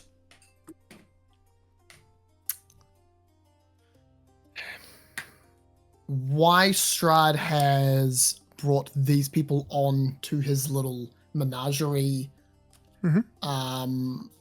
so far, why they are in Barovia to begin with, whether or not Strahd has offered them any gifts, and what their opinion on that topic is. And what's one more? Because I had something in mind. Just how much of the castle have they explored? Okay. So I guess I could wrap it up with opinions on Strahd, castle secrets, and what's in it for them. Cool. I'm going to tell you the slips. Okay. So, and I'm going to tell you the generic. What would you prefer first? Would you prefer the consistent threads or the parts that they slip up on? Let's start with the consistent threads. Okay. So they are all Barovian. They are all from here, though are of different ages. Sure. I'll give the slips now on that part. So the two of the women have come here to be brides of Strahd. Okay, sure. Though are now just fascinations. Okay. Though they make reference to what happens if you are a bad wife of Strahd. Okay. And then they have a telling joke between the two of them being like, oh, the poor dusk elves. Okay. Gotcha. Isha, there is a moment that you get when it's talking about the gifts. While they all say that they have already been gifted, there is a bit of ambition hidden behind his restraint that would tell you that maybe he is not as loyal, or might be the least loyal one present here. Isha, the cabin driver? Carriage driver? He was in the carriage with you. Okay, He is a pretty handsome, and I say pretty / handsome, like blonde man who has been the chaperone of Gertrude. Alrighty, gotcha. She has not been given gifts beyond being welcome to the castle. She has not been given a lot of access around, though they say that they are not the only ones in the castle. There are old ladies hidden high in the towers. There are also prisoners in the dungeon. They all say they do not go into the crypts because there are traps and things there that stay there and would not come above, but Strahd would not rescue us if they were to challenge us and deem us weak. All right. There is Liff, the accountant, that they all say is a pretty solemn fellow. Liff? Yeah, who is somewhere. Okay. And then they also say that there are his trophies, which are people who have come into the castle to try and usurp him or kill him, and that they have been trapped in various places and are now undead. Okay. And what else? I've forgotten. There was a third part of what you're after. So there was the Barovia, there was the castle. And their opinions on Strahd. All positive. As though they're being listened to. And then the door opens. Gotcha. And you see Strahd standing in the doorway. Behind him, back further in the study, is Bohdi. And he says, "Apologies for my tardiness." And he sits down at the head of the table. Bohdi, do you want to pick some books, bud? Sure. Sure. So, Bohdi is a buffoon, but not a complete idiot. And so he's aware that... I think that he's beginning to cotton on that the sword coming out of the room that we had just been in and none of us knew that was in there, like, that's... He's cottoned on that Strahd's presence is pervasive throughout the castle. That's... he believes. So... he would obviously... Such an assumption. He would obviously like to look for the emergence of spirit guardians. And the first thing that he'd like to do before touching it, I'm assuming like there's names on the back of books and stuff. So firstly, he'd like to try and locate it. And then before touching it, he wants to size up how big the tome is. Cool. For that, roll an investigation with advantage.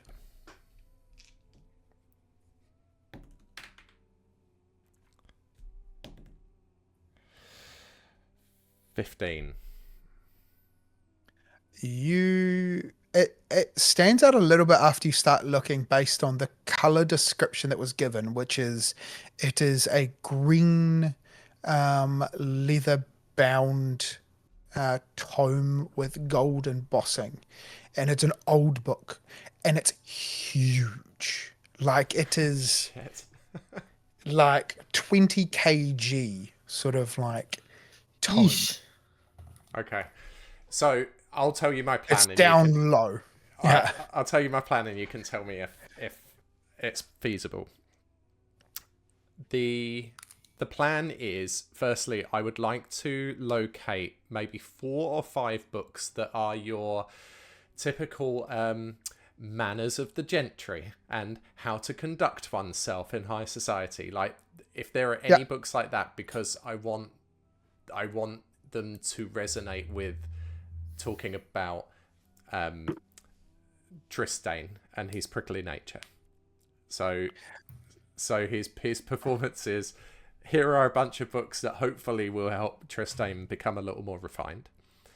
Okay. Wonderful. And then the other part of what I'd like to do is find a book of a similar size and weight and thickness as possible to the Emergence of Spirit Guardians.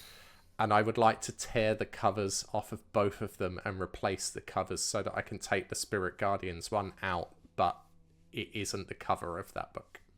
Ooh. Okay, so Deviant. we need to do 2 things. We're first going to do another investigation roll, Yeah. and then you need to do a stealth roll to try and decover these 2 books silently. Terrible, Bohdi. Okay, so is this investigation not with advantage? This is just standard? 11. So you are getting 3 books. You're getting your refinement book. Yeah. You are getting 2 of them. And for your large book, you are getting a spell book that matches the same size, which is Mordecainen's Compendium Ultima of Spells Known. Oh, shit. Bodhi. You cannot talk, Fergus. I know, I'm not there, but I know, and also this is Fergus just... Bohdi would have no idea that spellbooks are not to be fucked with. So yeah, he'll do it. He'll try to discreetly remove the covers of both and switch them. Oh, I love it.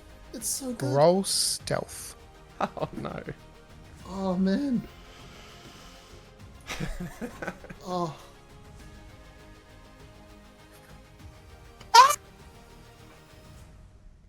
Dude.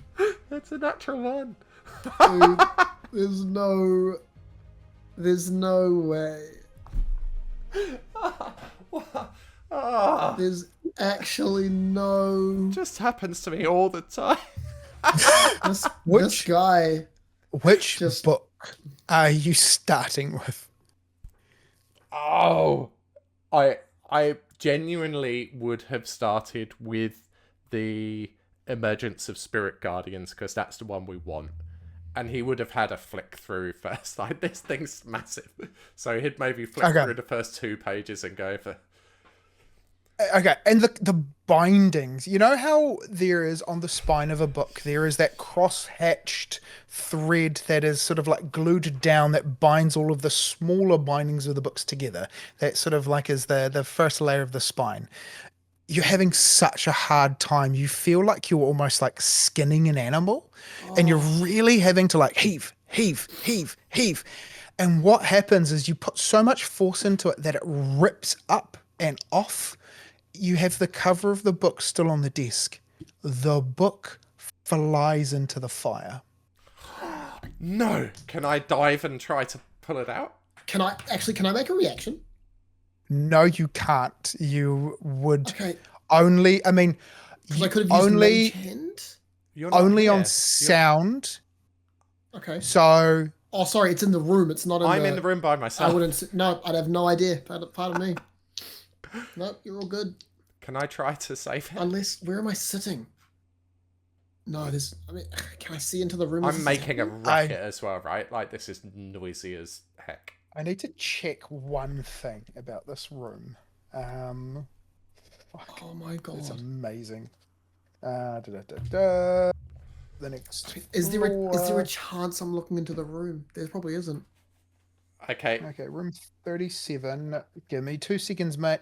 Yeah, you're good. Dude. Buddy.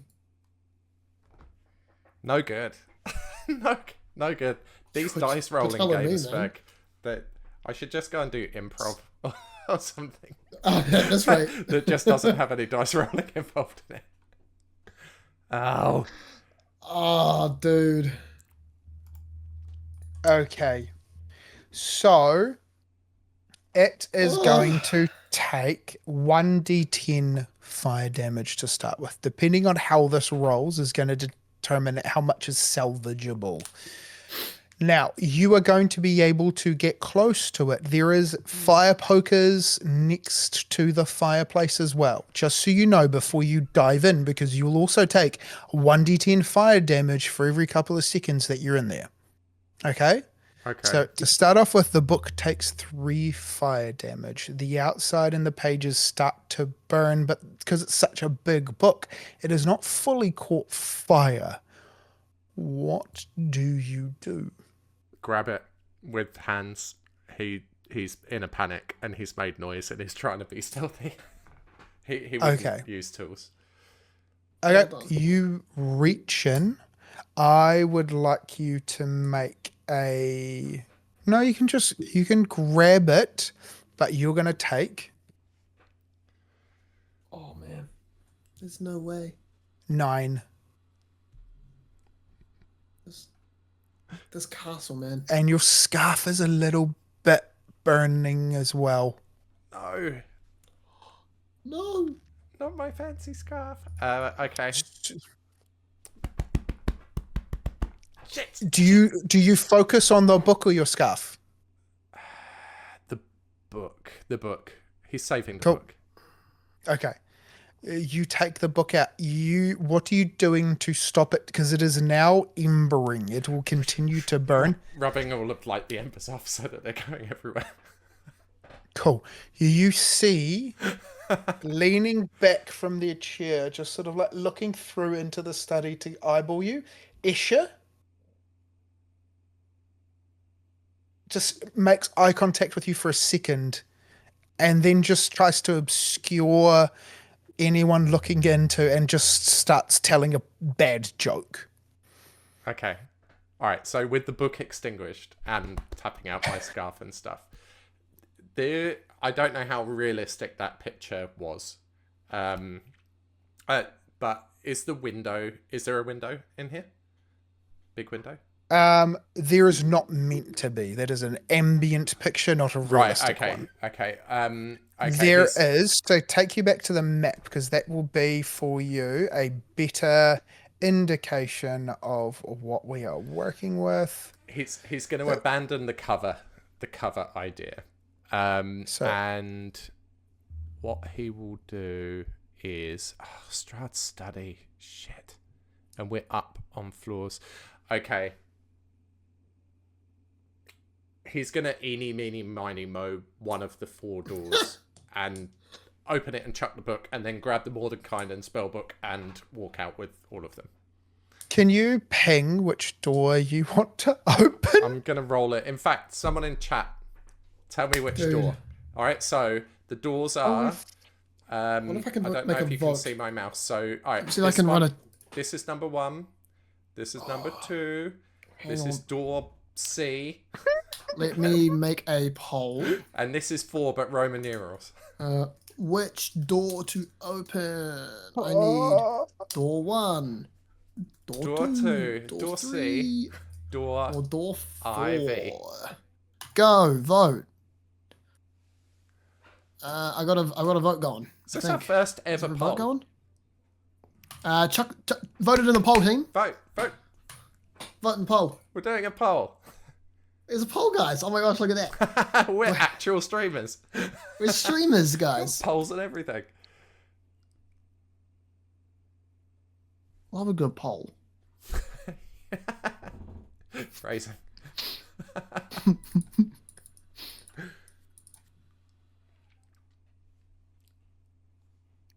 Door 3. Door 3 is in the lead. It looks like door 3. 3 it is. Cool, we're locking in 3. Okay, so that is top left, not the 2 on the... Yeah, it's that one. Okay, the door opens and you throw it, and Hard you hear it when tumble. I see stairs.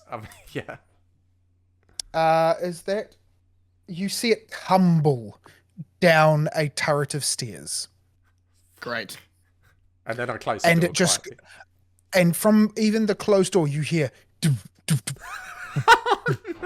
Oh no. This is not going well. Brilliant. I close the door quietly, grab the spellbook and walk out with all of the books. With a shit-eating, like, silly grin on my face. Amazing. And he will loudly go, "That fire's a lot hotter than I thought it was. I got close to look at the title of this and just went up." Sorry. The scarf. I think my scarf dragged in it. I'm so sorry. Do you have the book you wanted, or did you throw it down the stairs? I threw the book that I want down the stairs, and Nice. I have Mordenkainen's super duper compendium, and some books to help you be more refined in polite company. Oh, thanks. I don't say that I threw it down the stairs. I was talking to Fergus. No, obviously. This is just me personally asking more than anything. Can I get you to roll a perception check, Tristayne? I'd love to so much. Natural 1. I've got no idea what's going on. You just, honestly, Strahd's just eyeballing you the whole time, so you Yeah. don't even notice anything odd about Bohdi coming in Nah. late or singed, or Yeah. his hands are black from dusting off a ember, sort of like smoking Yeah, no. book, and he's carrying a very large, beautiful, ornate spellbook, and none of this lands with you at all. Do I notice the spell book? Does it at least stand Not out with to a me? one. Great. Not with a one. I don't care. Sorry. Bohdi makes a big Background. show of presenting the refinement books to Tristayne, and sort of like smirks towards Strahd because he's in on the joke, and he's like, you'll like this, Tristayne, and this one is about the particular manners at the table, which I thought would be really helpful right now, but I did get you a treat. Check this out. And he'll place the Mordenkainen one carefully in front of Tristayne. Do you have, or where did you put the gift that was given to you? In his pocket. He took it. So it's just... Yeah, in my head, he took it, so he would have just like... Cool. Just want to keep track of that as well. Mm-hmm. You may not necessarily know the name of the individual, and from the world in which you've come from, you probably wouldn't know him, but you would know that this is a very large, beautiful spellbook. Bohdi, where did you get this? In the study, it looked the most interesting one. And, I mean, these ones were... I mean, I don't doubt that they'd help you, but it was kind of a jab, you know? But this is the one that I actually thought that you would get excited about. And by all means, if anybody else wants to read them or knows anything I kind about them. of glance awkwardly at Strahd. I'm going to presume that the books are from you, Lord Strahd. They are from my library in the study located behind us, where Bohdi was asked to bring out books that would be presented only if conversation needed stimulating because it had become dull. Well, thank you very much for allowing Bohdi to grant me these books. Do you think the conversation has become dull already? The steak on your plate is still bloody. No, not at all. I was just Then offering my can we gratitude. put the books away unless we need them? Allow me, and he'll pick them up and go and like place them on a side table or something and try to like wipe his hands and sort his shit out. That's a very old spell book, and it's exclusively filled with spells that require extreme fortitude and skill to cast. Are you familiar with the spell Army? Am I familiar with the spell Army? Can I make a roll to see if I'm familiar 100%. with the spell Army, given my background? Can I? Natural 20. I wish I was kidding. It's right here, guys. It's in front of me. So you know that there is, throughout the ages of history, spells from forgotten millennia that are deemed to be ancient and forbidden. On a meta level, these are the equivalent of going back through editions. Gotcha. Cool. This is a second edition 9th level conjuration spell, which takes 2 turns to cast, and across a 250-foot radius, you summon a unit of 10 soldiers for every 4 levels you possess. So you could have 50 soldiers if you're level 20. Kind of, you can probably get to like 40 because it's rounded down, but it lasts for 6 hours. Wow. Oh. And then he's also like, Oh, look up Black Blade of Disaster. Right. Sorry, do I have your permission to look now, Strahd? I don't want Bohdi can read it out to us. Of course. Of course. And he'll look at the index. Yeah, and then it starts referencing this thing called Faco, and you're like, this is not a language that I understand. Oh, shush you. Go away. Don't force me to learn that crap. So it's you summon a black blade, but one of the things that sticks out to you is it references critically hitting someone, and if you critically hit someone with this black blade, it disintegrates the creature that you struck it with, and that only a wish spell can bring them back into existence. Right. Shit. That's a thing. Strahd just has this in his bookshelf. In his weekend reading. This guy is horrifying. Oh wow. Okay. I have collected these from fallen foes who, like I said, come here with a closed mind, and it's unfortunate. It's with all honesty intended, Strahd. It's admirable that you're preserving this knowledge. Genuinely. Lord Strahd. Sorry. If you would like spells that I think would be suitable or within your future capacities, I would gladly have them brought to your room. Listen, I'd be grateful, more than grateful, truly. But I fear I may have left the wrong impression. I'm not a wizard in that I don't learn spells through study. I choose to read spells and learn them through a form of memorization, I guess, but it's not out of a studious mind and heart that I can keep track of spells in a little book. This is all just what I've got on hand. I could offer spell scrolls. Happily, sure. Please. Or is there something else that you're after, Tristayne? No. I'm not. I don't want to.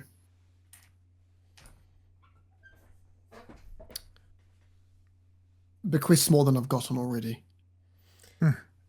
Can Bohdi clumsily interrupt by grabbing a glass and proposing a toast to Lord Strahd's bottomless generosity? Absolutely. Are you going to... Is it just a simple toast phrased as such, or is there a longer speech to this? No, he's just trying to... okay. Break the mood and distract somewhat and take a seat and get back on track with a nice dinner. Amazing. So you do, and the conversation flows, and he then wants to talk a little bit about your lodgings, and says, I do wish to be the most gracious host. And one of the things I promise is, if you spend the night here without venom or fear in your heart, you will wake up tomorrow stronger. Not just rested, stronger. Stronger? How? Stronger as in what skills or experience you would naturally accumulate or have done already. I would, in my generosity, seek to double it.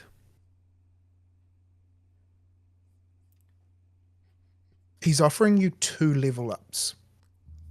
Sheesh. Wow.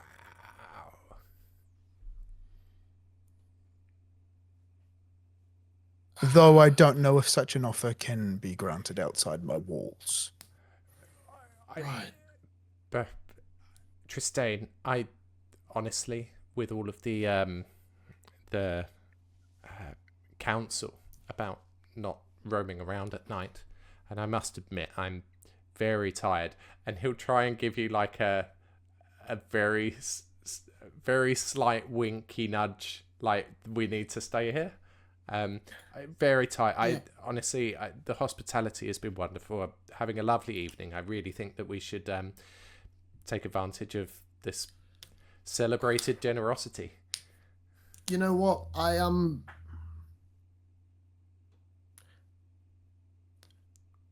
I agree, Bohdi. Lord Strahd, your offer is again very generous.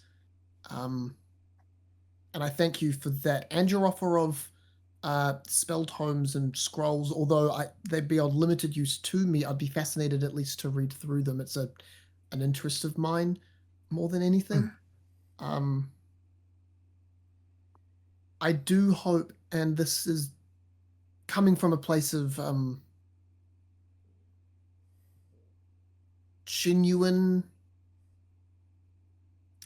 extended handedness, that our understanding of dealing is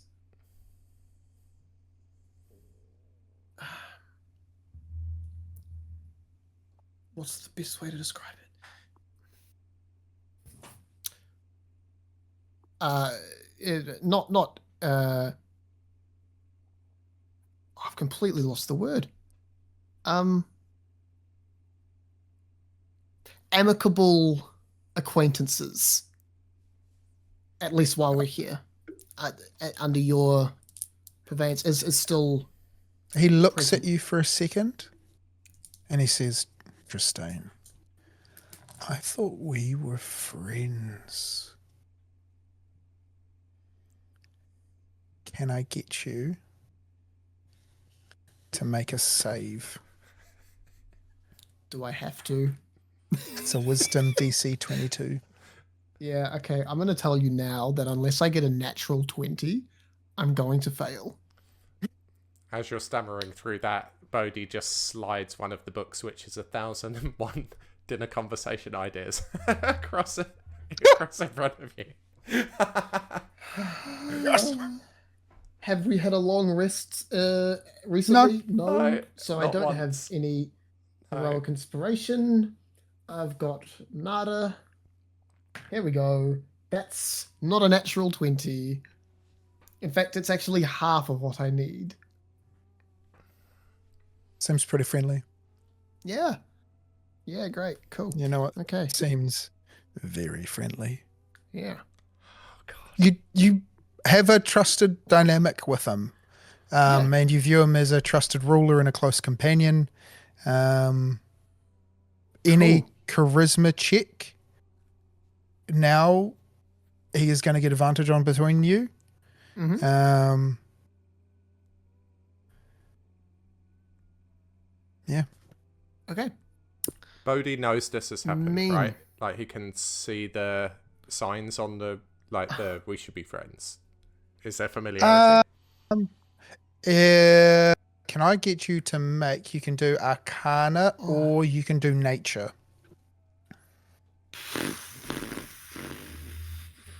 Natural one.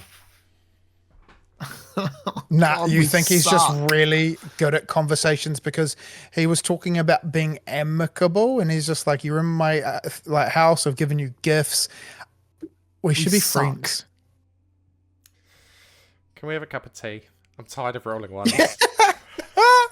That's a great place to take a break. That's amazing. I'll leave you with something that I want to try whilst we're having dinner. You should totally have a nat 1 counter for me. Yep, thank you very much. We should. Official NPC. Ding, ding, ding, ding, ding. with Zara, Bohdi would have tried to sit next to Zara because he wants to tell her that he threw the book down the stairs without telling her that he threw the book down the stairs. And so I was thinking of some ways to do it. Like maybe if we've got string beans with our dinner, he would try to like spell it out on his plate or something. So I'll let you ponder that, DM, whilst we're making a cup of tea. But he wants to communicate the book's at the bottom of the stairs.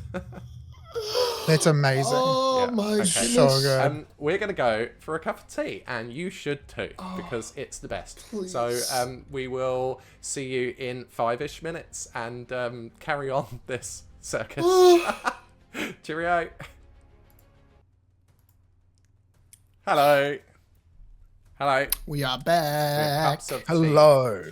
Can we get a sound check? Do we all still? Can we get a hoya in the chat? Hoya. Are we all good? Sounds like we're all good, man. And I hope. Welcome back. Yeah, thank you. Official NPC. Larry Winks, we sound good. Hoya! Booyah! Hoya. Yeah, we got some enthusiasm in chat. I like that. Right. I'm still flustered. What are we doing? Oh, I don't know where my CaperSmiths cup is. Who are I you broke people? the last one. And I think Crystal has my spare. Oh, he wants to see a CaperSmith cup. Larry Winks. Have you got yours? Anyone? No, I have I one. would have to and take down the screen behind me to get it. It's like Yeah. a shelf. Chris got me another one because I broke the last one and I didn't take it home. So it's still at Chris's house, sadly. Sorry. Oh, I can actually show you your replacement CaperSmith cup. Oh, wow. What luck. Ooh. Look at it. Amazing. Ooh. Gorgeous. Look at it. Fancy. There are Isn't it- only isn't it there are only amazing? now 7 of these in existence. I made sure of that. Yeah. I'm going to make these more and more limited every day. Right. What you got, Jacob? Do your worst. Cool. So we're going to touch on your bean diorama, or whatever your concoction is to Nice. try and convey. So Oh, the course that we're currently on is a course of venison that is cooked blue with roasted vegetables. So there's some carrots in there, and there is a pressed quail jus that goes with it, which is actually done tableside. There is a old sort of gentleman who comes up dressed in sort of a suit or a serving suit, and you see him take these. They look like roasted like filleted carcasses of small birds, and he puts them in this giant brass press, and he just winces it down and down until it's crushing the carcass, and then the sauce starts to seep out so that he collects into a little chamber pot, and then he goes around and pours it on top of the vegetables for everyone.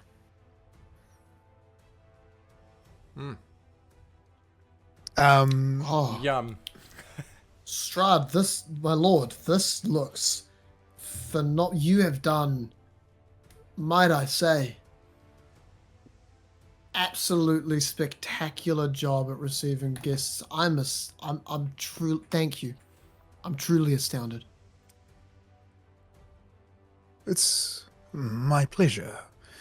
Thank you.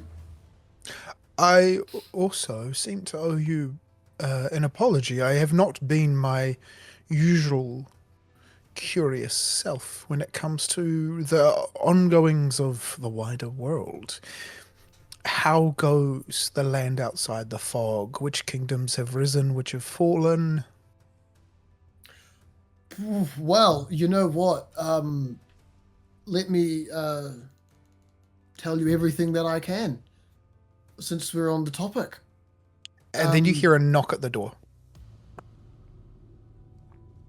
Yes, the door back to the study opens, and Raydan is on the other side, and he says,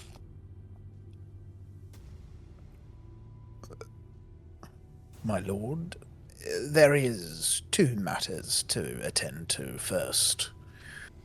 I have caught a prisoner trying to escape. And he stands and he says, if anyone would like to accompany me, you're more than welcome to. Otherwise, I must depart momentarily. I would love to, my lord, if that would be okay. Are you sure? We are descending to the dungeon. If you would have me, that is. Oh, Zara, have you visited the dungeon before? She looks terrified, and she's just like, no. Oh, I imagine it's quite fascinating if you haven't seen it before. He'll, as subtly as possible, try to... Would Bohdi be able to infer that those stairs that he threw the book down are potentially the direction that they'll be going to the dungeon? You're not quite sure. He wouldn't know. Okay. There is, however, a little bit of a suspicion that it could go down there. I don't think he'd push the point You any do further. You do know that your turret from that room went down. Can he have been like maneuvering his food and drawing in his sauce a little to begin to try to craft his culinary message? Good. Roll Goodness. sleight of hand. Oh, good.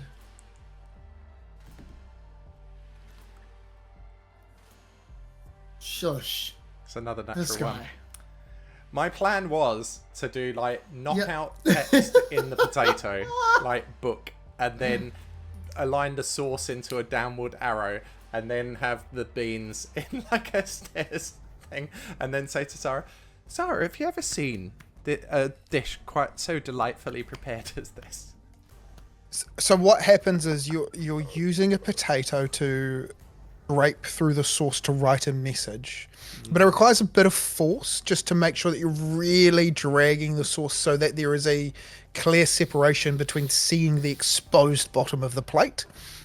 And what happens is there's just a too bit much of a vigor at one point, and you manage to clatter the edge of the plate, which causes your plate to tip upright, catapulting your vegetables across the table that land on Gertrude, who screams. Little kitty. Esha, Oh no. Esha stands, and then everyone stands, and then people are fussing, trying to like tidy her up, and she's just like, "Sir, that is so rude."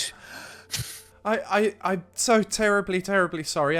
Honestly, I don't know what's come Grabs over me this evening. her wine glass and throws it at your face. He cops it. He'll just take it. And she storms through this door here. And you see a bathtub. And then she shuts the door.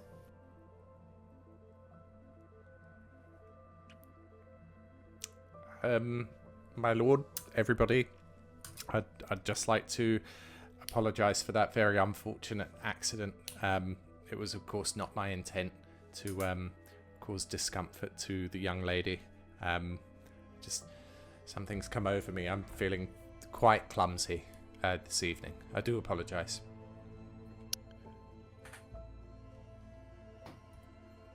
Strahd sort of just gives a nod, doesn't say too much more. The woman sort of discreetly going after her as well, the two that are with you. So there is also Zara with your group. And he says, maybe it's best we all just go deal to the prisoner. If you'd follow me. And he comes through to the study. You're able to follow. He comes over to Door number 3. Woo! Opens the door. Hang on, And we've got says, some driving issues. Just.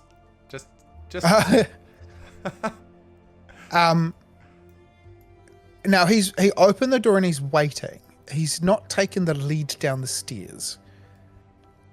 Does anyone want to go first? I look at Strahd, waiting for lack of a better term, command, direction, instruction. Can I make Zara go first? With ladies first, I insist, and I will facially insist. She does so, and will go first down the door. And then he says, well, wait when we get to the bottom. Bohdi will follow. Cool. And he can Bohdi try to quicken his pace enough that they, as far as he's concerned, imperceptibly just start to pull slightly ahead of Tristayne and Strahd. So what he wants to do is indicate to her that there is the book down here and it's her job to suss it out. Like, she needs to get that book. She's got a big poop. I would actually sit here waiting for Strahd's, consciously pausing and waiting for Strahd to go, okay, you go or I'll go first, which I think would actually cause a reasonable delay because... So he tells you to go first. Oh, yes, of course. Thank you, my lord. Strahd, thank you. Gosh, and then he shuts the door. My lord? And then he opens it. I'm just joking. I wouldn't lock you down there. Oh, thank goodness. I was very worried. Come. We have time for humor. He's the worst. Again, and a wonderful joke it was too, my lord Strahd. Gosh. Okay. We are heading towards the basement. We're going all the way to basement or underground level 2. Whoa. This is a funny little dude. This is just a chirpy old guy, Strahd. Now, I don't know if I have set this up for seeing. Okay, so what Did I'm you not going plan to for do... someone to throw a book down a flight of stairs? No. And I'm going to go here. Absolute tomfoolery. Shared. Chaos. Visibility, environment. Save changes, and I'm going to... Bear with me. Take your time, my lord.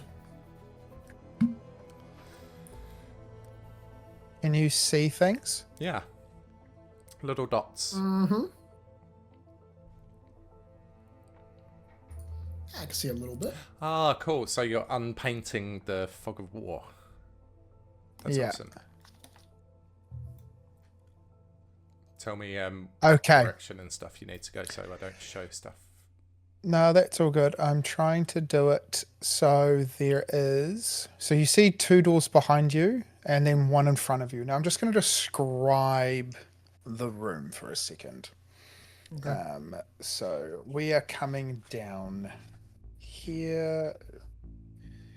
Okay, so this is a brazier room. The room is 30 feet squared, rising to a 20-foot tall flat ceiling. A stone brazier burns fiercely in the center of the room, but its tall white flame produces no heat. The rim of the brazier is carved with 7 cup-shaped indentations spaced evenly around the circumference. With each indentation is a spherical stone, twice the diameter of a human eyeball and made of a coloured crystal. No 2 stones are the same colour.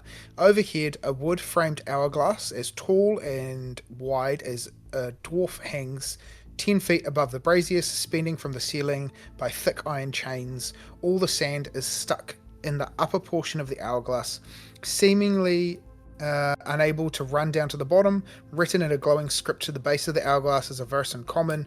2 9-foot-tall iron statues of knights on horseback, poised to charge with swords drawn, stand in deep alcoves facing each other. The brazier sits between them. Cool.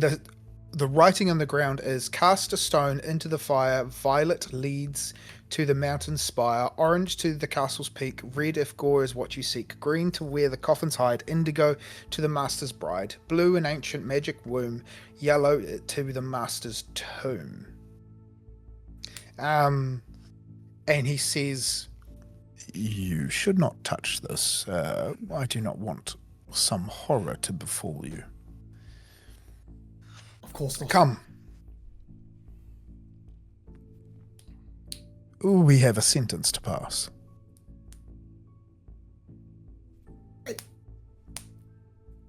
Yes. Did we find a book on the way down the stairs? Zara did. And she is standing and walking slightly funny.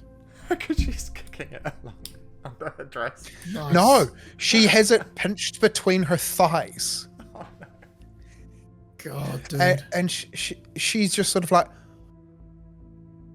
can I just admire the statue work for a second? That was her deception.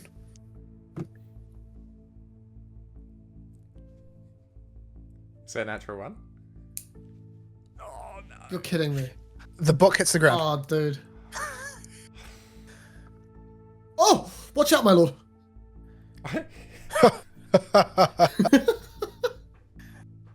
We're all full of jokes. If burned books is something that...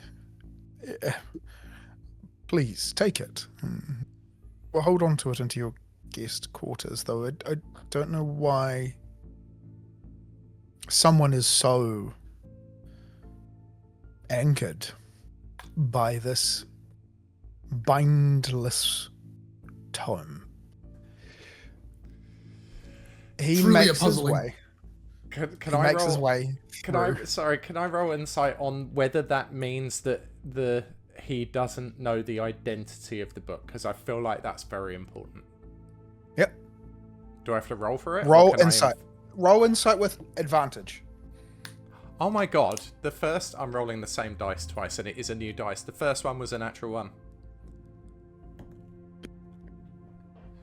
Look. You suck. The Don't do second. it. Did you get Don't- 2? 2 natural ones in a row.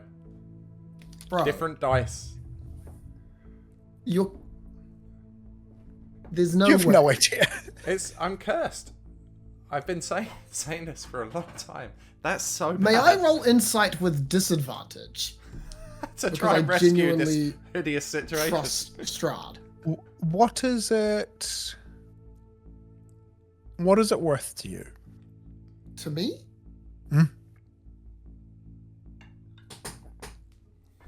What is it worth to me?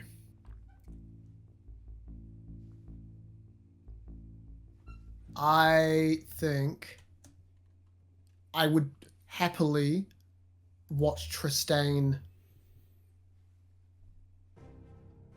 almost overzealously try to determine if Strahd is lying or not by wearing absolutely no guise on his face when he's like staring into Strahd's like facade, making it really obvious that he's trying to look for a lie to the point where it's not it, you know, like when a child looks at you when you tell them something that's clearly not true. Okay. I'm willing to embarrass myself in front of this guy right now, which is Go worth for a it. lot for Tristayne. Go for it. Am I just rolling this straight or disadvantage? Disadvantage. Cool. Happily. Chris, you suck. Save I got me. a 17 on the dice and a 19 on the dice, so that gives me a 19 total. Oh my god. Well, I'm glad You feel like he doesn't know what the book is. Great. Okay, Thank God cool. for that. Do you come through into the I follow exactly where Strahd does. Cool. So there is an observation room beyond the brazier. Oh my god. So there is 2 large wooden thrones rest on the balcony. Behind them is a red velvet curtain, 30 feet long. The ceiling here is 10 feet high, and it overlooks a large open space that is entirely covered with water, and there seems to be dark shapes in the water. The water is 3 feet deep, and the balcony sits overlooking it. And there is a young man in chains, and he asks Bohdi to come forward as well. And he says, sit in the chairs, my lads. Certainly, my lord. I immediately sit down and start kicking my legs. I Jovially. have a question for both of you about customs from your land. What would be a typical punishment for someone who has broken into the castle of a lord and stolen from him?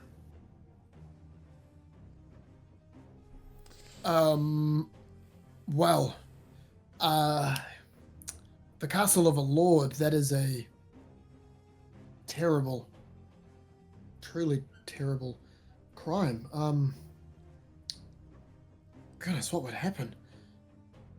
I suppose it could range depending on the value of the item and the pride of the lord. Bohdi? My people believe in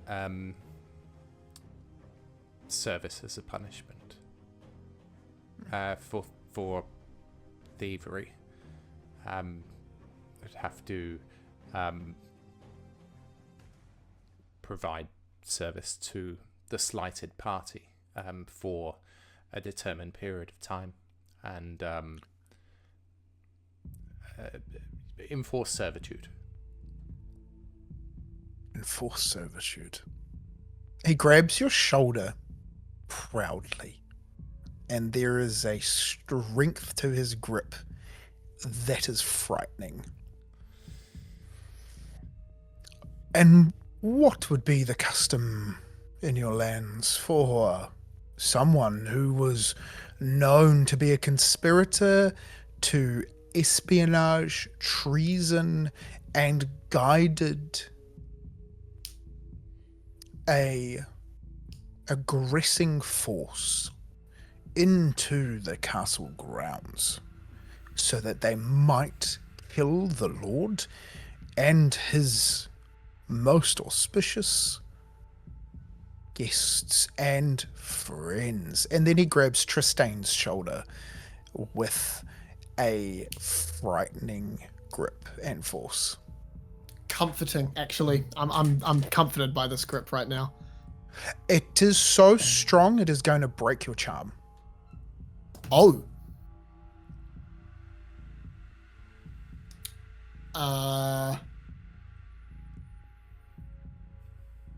What would you do? Sorry, not you. Your customs and cultures, what would they do for such a crime? Though something of an unsavory subject, someone who had committed deeds such as that would be hung from a tree. Is it his first offence, my lord? Hung from a tree, okay. Hung in a net from a tree. We're a forest people. There are dangerous, hungry things in a forest. They would be hung, but sometimes it takes days, and very often they would do it in a location that is hoped would be visible to the criminals' collaborators. I would have to ask.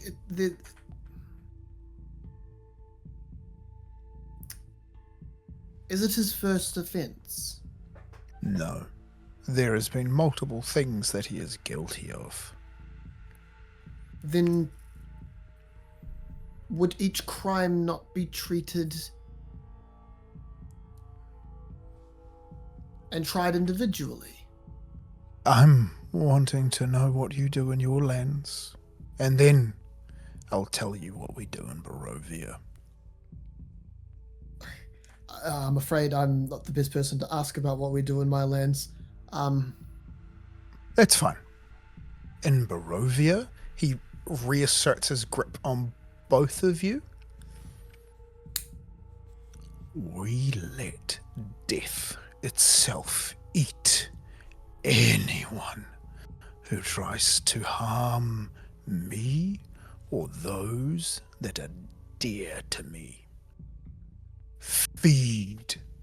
And you see, screaming out of the water, jumping up, 6 manic and crazed vampire spawn, and they all rush towards the prisoner and collectively maul and eat until the water turns red and there are bits floating in it.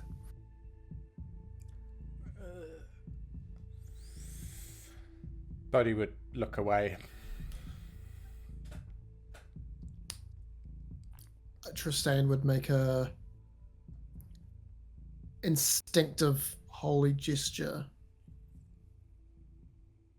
and then grimace at the sight of it. Who's hungry for dessert, boys? Come. And then he lets go of your shoulders and just heads back through the curtain.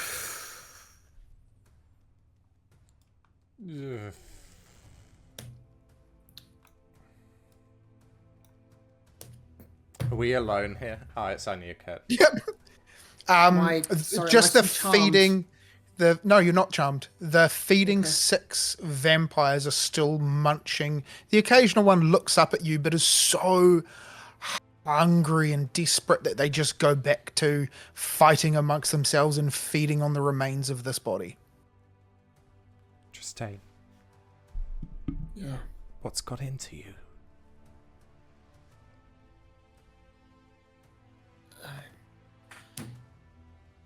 I don't know. He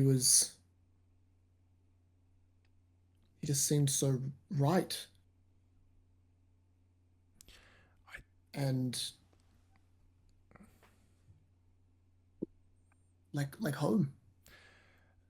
Zara's got the book, but we have to get away from here. We can stay for the night, but we need to leave. Yeah. Bohdi, how are we supposed to... Actually, before... Tristayne, I think everything here. He'll nod. I point at the walls and I go,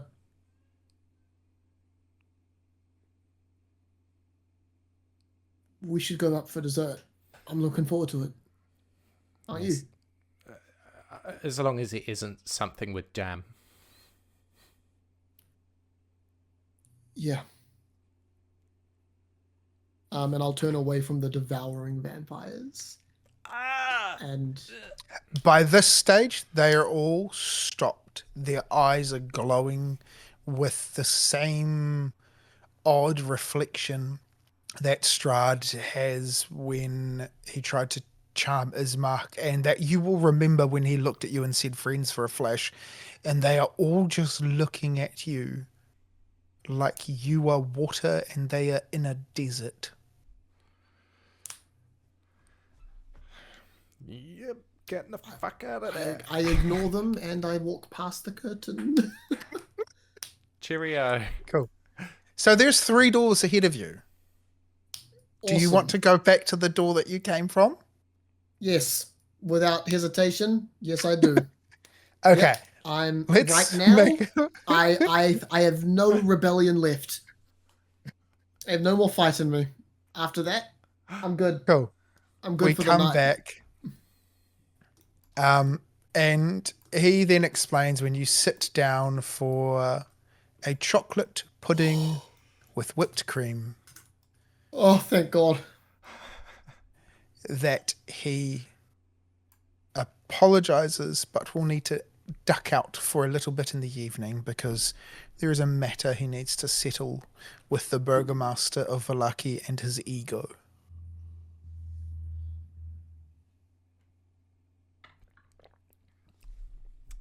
Of course. We didn't like the burgomaster of Vallaki. That was the guy who turned up at the church with the big chungus. Yeah, that's the little dude. But and was saying, he also believed that Strahd couldn't enter. Or sorry, Strahd thought he couldn't enter Vallaki.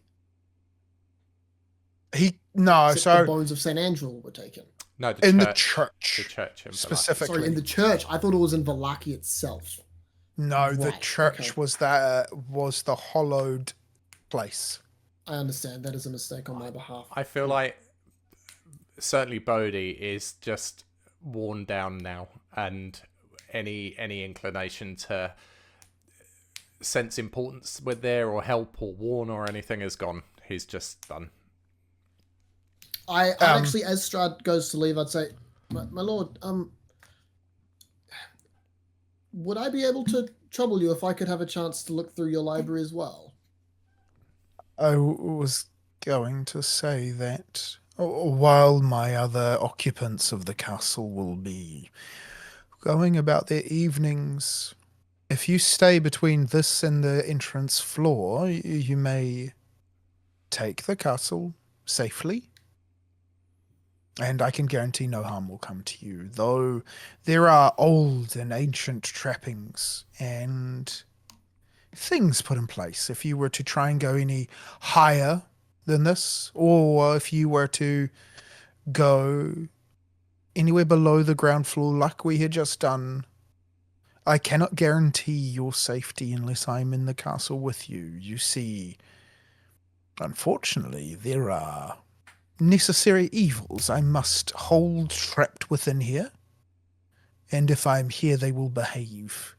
If you sneak or venture somewhere that I have not given them warning, they are instructed to devour all trespassers. Good night. Good night. And then you see him go back into the study, and then he heads in this direction over here, and you hear a door clink, and then clunk. What do you want to do? Are the rest of the party guests there with us? Like everyone's in this room? People will slowly start sort of like making their way. You get offered, do you need accompanied back, or would you like to spend some time in the study? Zara says that she will just sort of follow you guys for now. Oh.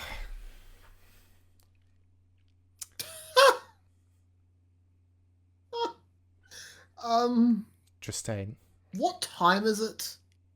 It's like 9 o'clock at night. Okay. Tristayne. We got some time. Tristayne. Yeah. Don't know about you, what? but I would feel a little bit better with some of the armor from across the way from us. Maybe we can go there. And he gives Zara the eyes, like with the book, about retreating to gather our thoughts and make a plan. Yeah. Cool. Is it back this way? Truthfully, I would also like a chance to look, Bohdi. We have a free pass to explore the first 3 levels of this castle unhindered. I think would be foolish not to see just how many grandeurs Lord Strahd can offer. Oh, I thoroughly agree. I think that we should absolutely take advantage of the opportunity, but all I'm saying is that maybe we can plan a little and secure ourselves somewhat. I'm sorry, was that not just like an open declaration that if we steal anything, we're going to be eaten? No one said anything about stealing anything, Zara. Just learning and looking at things. Tristayne, I'm sorry, but did you just see what happened to that poor chap? That was for stealing. Yes. No, I am well aware, and I've never... Listen, I'm not trying to say we should steal from the Lord. What I'm saying is that there are secrets and things in this castle that Strahd himself may have forgotten about, considering how old and seemingly alive this place is, regardless of his presence here. You all hear the sort of like little like of metal as you look to the armored statues that are in the door next that are nodding. Exhibit, case in point. What I'm trying to say is that Strahd has said the first 3 levels of the castle are completely safe ground. And as much as I feel like my blood is frozen by his voice itself, I also believe him. Okay, well, if that's the case... Because if he wanted us killed, he'd just have us killed. If that's the case, then can we agree that we can just talk openly? Absolutely not.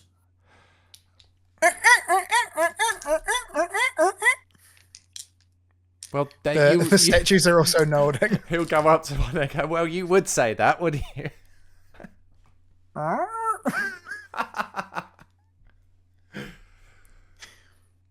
Are you now out of the room? Are you all... Sure. I think we'd probably at least be heading back to our quarters. So, does anyone look back into the room that you came from? Yeah, because I still want to go into the study, but apparently we're leaving that for now. You glance back, and as soon as you left it, the room is completely different. So dust assaults your lungs. It is floating in the room. There is a sweet yet pungent smell of decay now coming from the room. In the centre, which stands a long oak table, there is a blanket of dust covering the tabletop, and it's fine china that you believe you're just eating from. At the centre of the table, a large tiered cake leans heavily to one side. The once white frosting has turned green with age. Cobwebs hang like dusty lace down every side of the cake. A single doll figure of a well-dressed woman adorns the crest of the cake. Suspended above is a web-shrouded chandelier of forged iron. An arched window in the south wall is draped with heavy curtains. Resting in a wooden stand by the window is a dusty lute, and standing quietly in the southwest corner is a tall harp shrouded in cobwebs.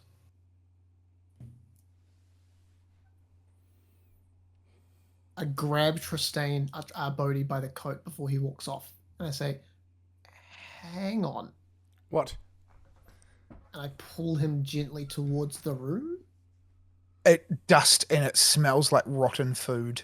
Ugh. And it looks nothing like the room that you were just in.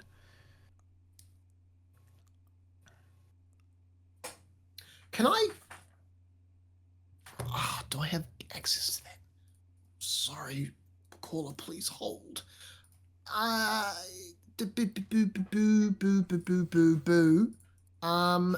Can I please spend some time ritual casting detect magic? Yeah, what's the range of it? Detect magic. Detect magic is a 30-foot range. Amazing. So, Tristayne will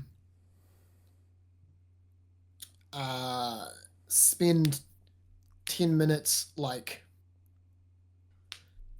how does this work? Okay, so you spend 10 minutes and then you're going to, with any time you move around, it's concentration. You So get to I take know. 10 minutes. Yeah, I take 10 minutes to cast the spell, and then a further 10 minutes of the spell itself. Runic etchings on his copper bracelets slowly start to light up as he spends that 10-minute time period concentrating and muttering words to himself in some arcane tongue from a time long past, before they eventually light up and the spell takes place. And his eyes glaze over with like a yellowy magic. So there is a spell that's cast on both these suits of armor. Oh. But it's not what you think. There's silence cast inside the suits of armor. Cool. Inside of them. On something Can inside of them. Lift up the visor? Inside, you see a scuttling swarm of rats that are occupying the entirety of the suit of armor, that are responding and behaving as one consciousness and are moving it. And they are silent. I look at the rats. Are you people? Chink. A flock of creatures? Can I use an Arcana check to see if I can figure out what type of spell would let a swarm of rats consciously move armor? Mm-hmm. I don't like this at all. Does a 16 help me? Some evil dark magic that you don't understand.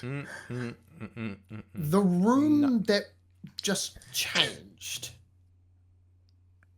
What's the deal with that? That is true. There is now no illusion there. Right. There's no magic in this room at all. Bear with me just to make sure that I'm not lying. No, there is something in the cake. In the cake. Can I figure out? I'm gonna play. And the harp in the corner. The cake and the harp in the corner. What type of magic does the harp have going on? The harp. Yeah. They both have conjuration. Interesting.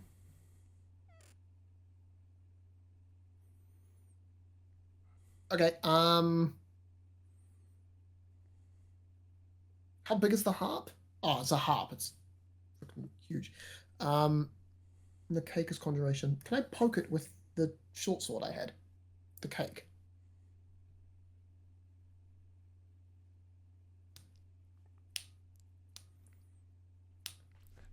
Was that are you sure you want to do this? Look, Jacob. Is that a look of no. caution or a look of consequence? Can I roll insight on my dungeon master? No, you need to tell me how many hit points you have, Fergus. 25.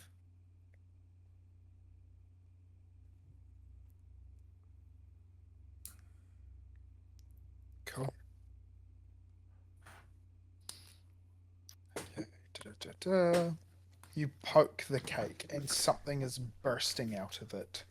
And it is going to attack you. I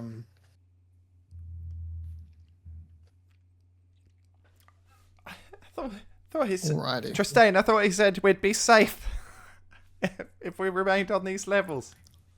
I thought he did as well. You know what? It was a cake. I'm not altogether convinced that this chap's entirely honest all the time. Really?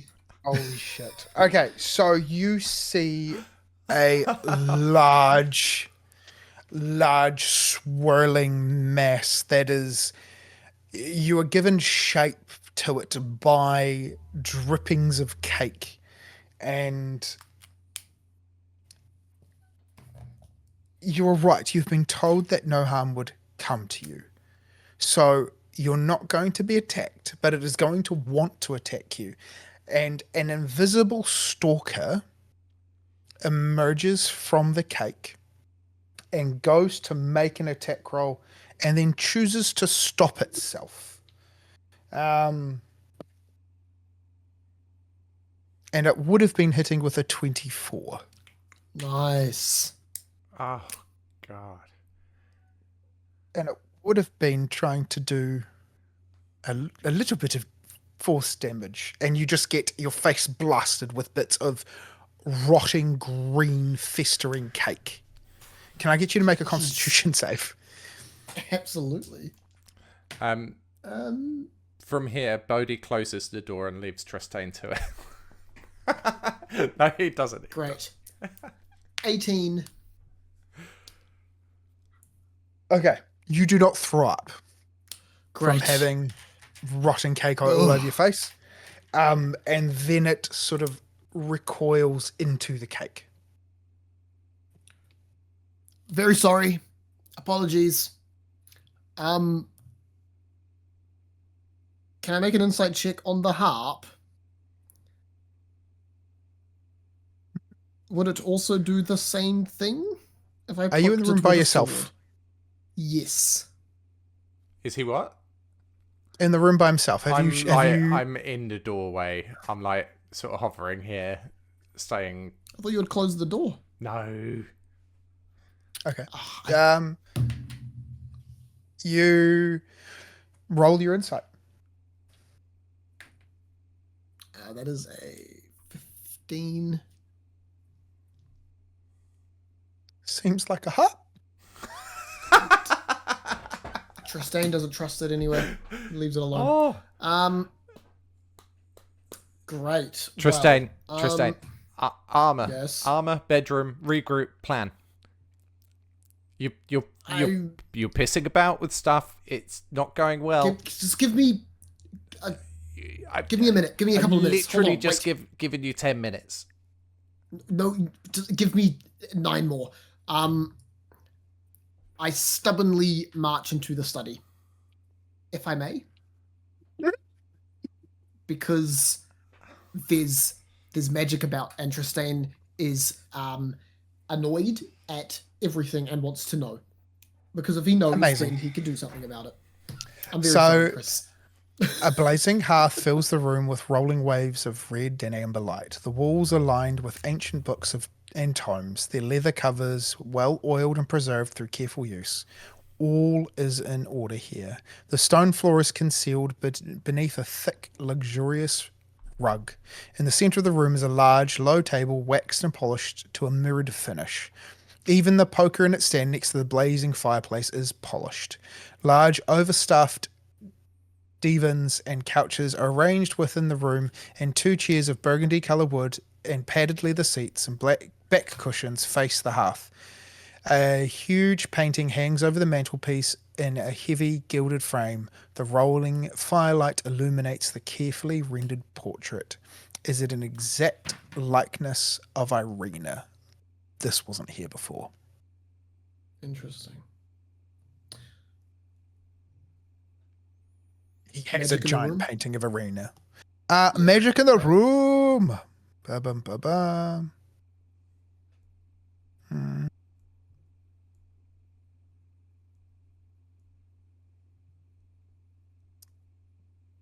No. 0. That I can see, at least. No, there is one thing. There is a magic circle on the ground in front of the painting of Irina that you know to be a teleportation destination circle. Right. Interesting. Okay. So it's arrivals. Not So up. you can arrive here with a teleportation spell or Circle circle. somewhere else. Sorry, you said you can arrive here from somewhere else. Okay, gotcha. There's somewhere that seems like you might step onto one circle and appear here. Yes. Gotcha. Whether that is a purposeful thing or a trap, who knows? Are there any cupboards or drawers? Bookshelves. Bookshelves. Interesting. And then you've Can I got make an the doors. Do you want Can to I make put an yourself... investigation on the bookshelf? Yeah, actually, I'd like to. I'd actually do this trying to apologize to Bohdi the whole time, you know, because I'm wasting his time. He's patient. Can I make an investigation check on the bookshelves?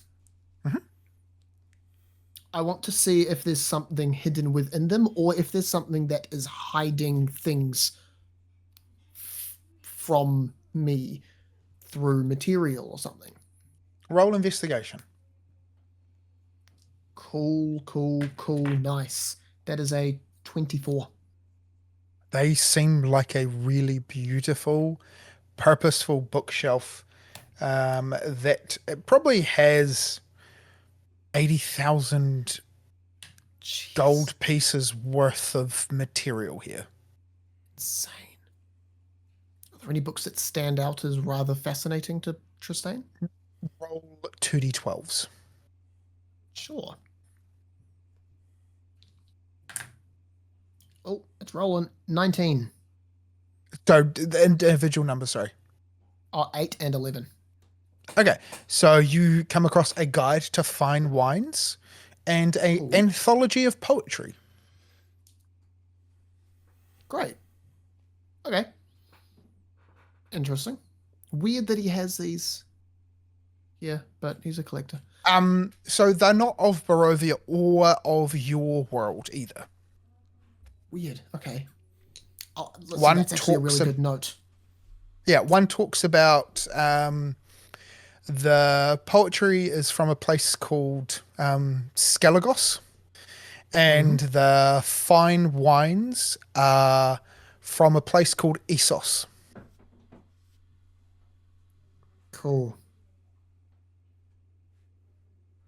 Okay. Yeah, sweet. Well, I'm going to leave that for now, considering we have Mordecai's super duper cool spell tome already, and a bunch of books on etiquette, apparently. In fact, as I've looked in here, I've now remembered that, and I walk past. The book's still sitting in the room, the dining room. They are on the table in here. Cool. I'll collect my books on etiquette and magic, and as I picked them up, sorry, Bohdi, why did you even get me these in the first place? The big one is of a similar size to other books of interest, and those three,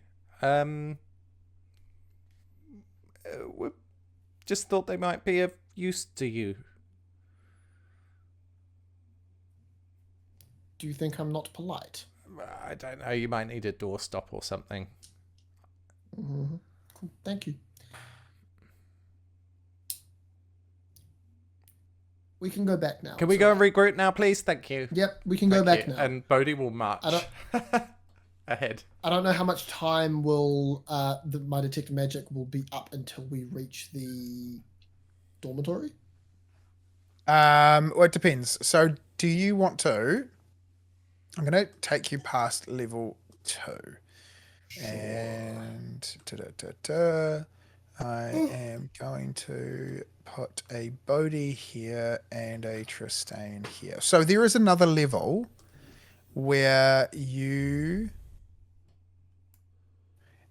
come in and you can take a door, or you can keep coming down. I'm outside. Depends which way goes to the Jacob, Can you come further over? Can you pan across? can I open this door? No, he's controlling a different token. Oh, who are you controlling, Big Chief? Me, here. I'm here. Ah, Oh. Misty Step. so do you open that door? Yeah. Yeah, honestly, I probably would. Yeah. Okay. Amazing. You open that door, and then there is a sad-looking old man. Oh, is this Chained. freaking Lef? It is, and he is chained. Oh, So dusty scrolls and tomes line the walls of this room. More scrolls and books lie scattered on the floor around 4 heavy wooden chests fitted with studded iron locks. The only unobstructed floor space is a direct line in front of the doors in the east and the west walls. In the center of the clutter stands a tall black desk. A figure crouches atop a tall stool, scratching on a seemingly endless scroll of paper with a dry quill. Nearby, a tasseled rope hangs from a hole in the ceiling. If you look around the desk, you see he is chained to it. The rope hanging from a hole in the ceiling, is it a rope that is used to get down from through the hole in the ceiling, or is it a rope in a hole that is maybe a bell pulley or something? Maybe a bell pulley. It's the dinner bell. interesting. We've just successfully located the Bohdi pulls the rope. Of course he does. Don't, no. Oh, sorry. I thought you were asleep. Is this not to be pulled, or is it? I apologise. I don't want your blood messing my paper. Blood? Blood? Sorry? What would happen if one were to pull this rope? Anytime foreigners pulled that rope, depends on what day of the week it is, but things usually show up and they tear them limb from limb and blood goes everywhere and I have to redo all the papers. It's not nice. And that's the only purpose for this rope, is to cause instant discomfort. And mutilation. It is a alarm. Oh. For you, you pull the rope if you're alarmed. Honestly, the amount of people that pull the rope on themselves and alert people to where they are, and then all hostile things in the castle jump to their defenses, and if you're going to die, can you just die in the throne room next door, please? Sure. Is there anything else for, noteworthy in the room whilst we're talking to him? Like any magic pings, any magic dings? There is chests. I'm not going to go touching those. Sorry to bother you again. You look very busy.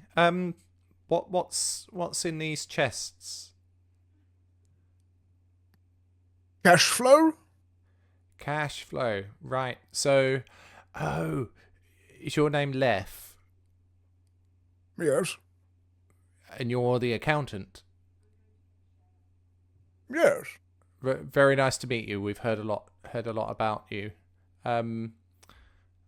Lef, you appear to be restrained there. Is that something you're comfortable with? If I get out of it.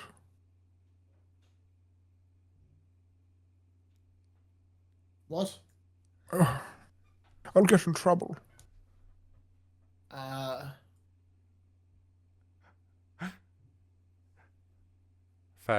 you're ADHDing all over the place, my friend. I know. Lef, I'm very sorry to hear that.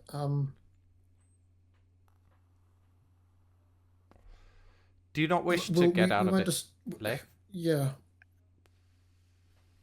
Look, unless you can end him, I won't be out of it. And it's better me than someone younger who has more life to live. How much of your life have you lived here, Lef? I don't know. What year is it?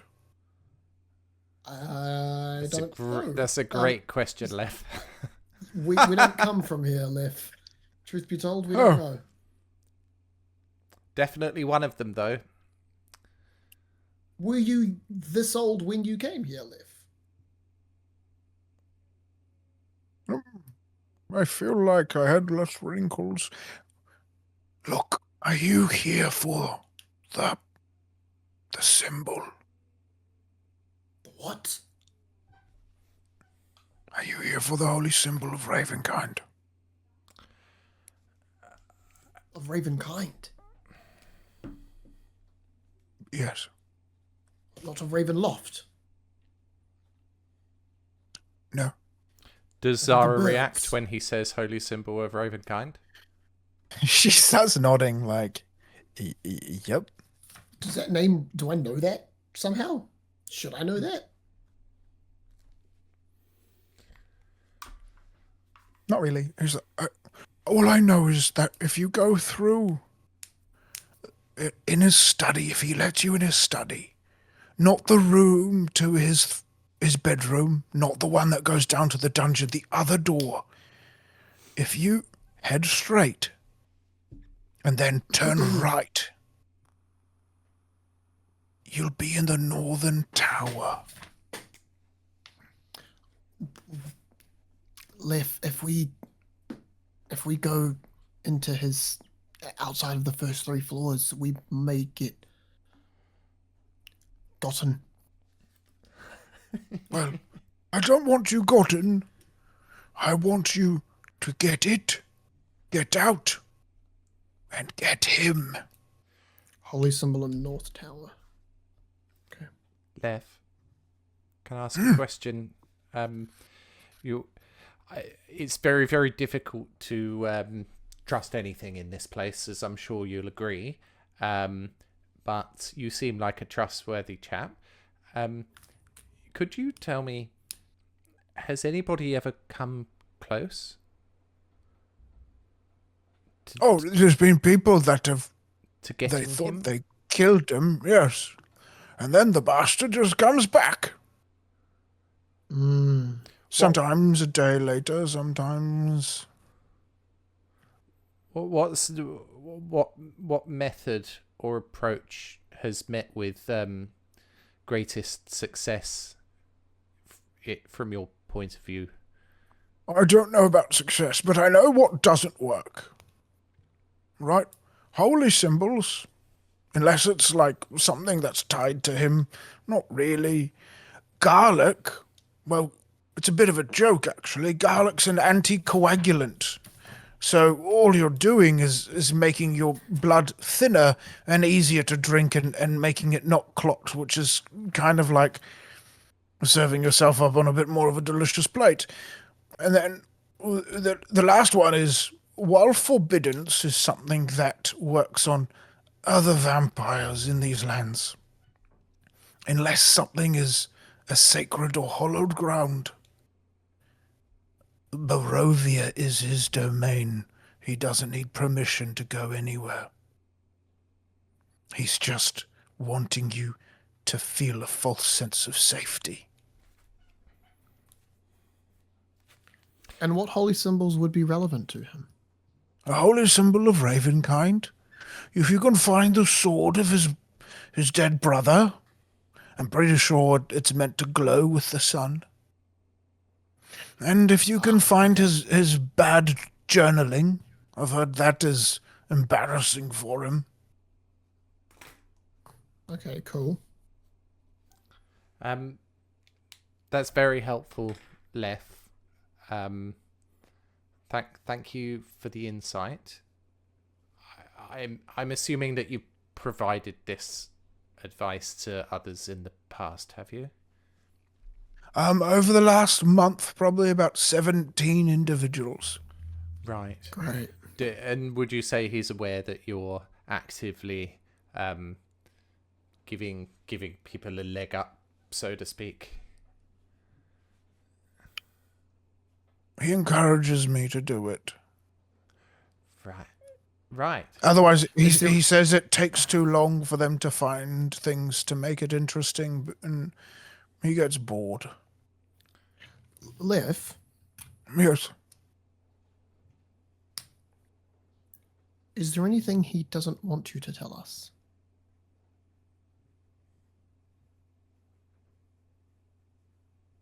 There's one thing, and then you see something start to slit his throat. And you see the blood drain from his eyes. And you see Escher appear, who was invisible after killing him, and he's just like... He looks at you, Escher, and he's just like... It's going to be a shame to find a new accountant. And just lets his lifeless body slump onto the desk.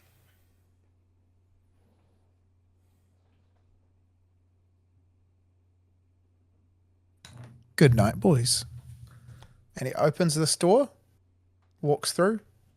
He doesn't shut it, he leaves, and then the door shuts itself.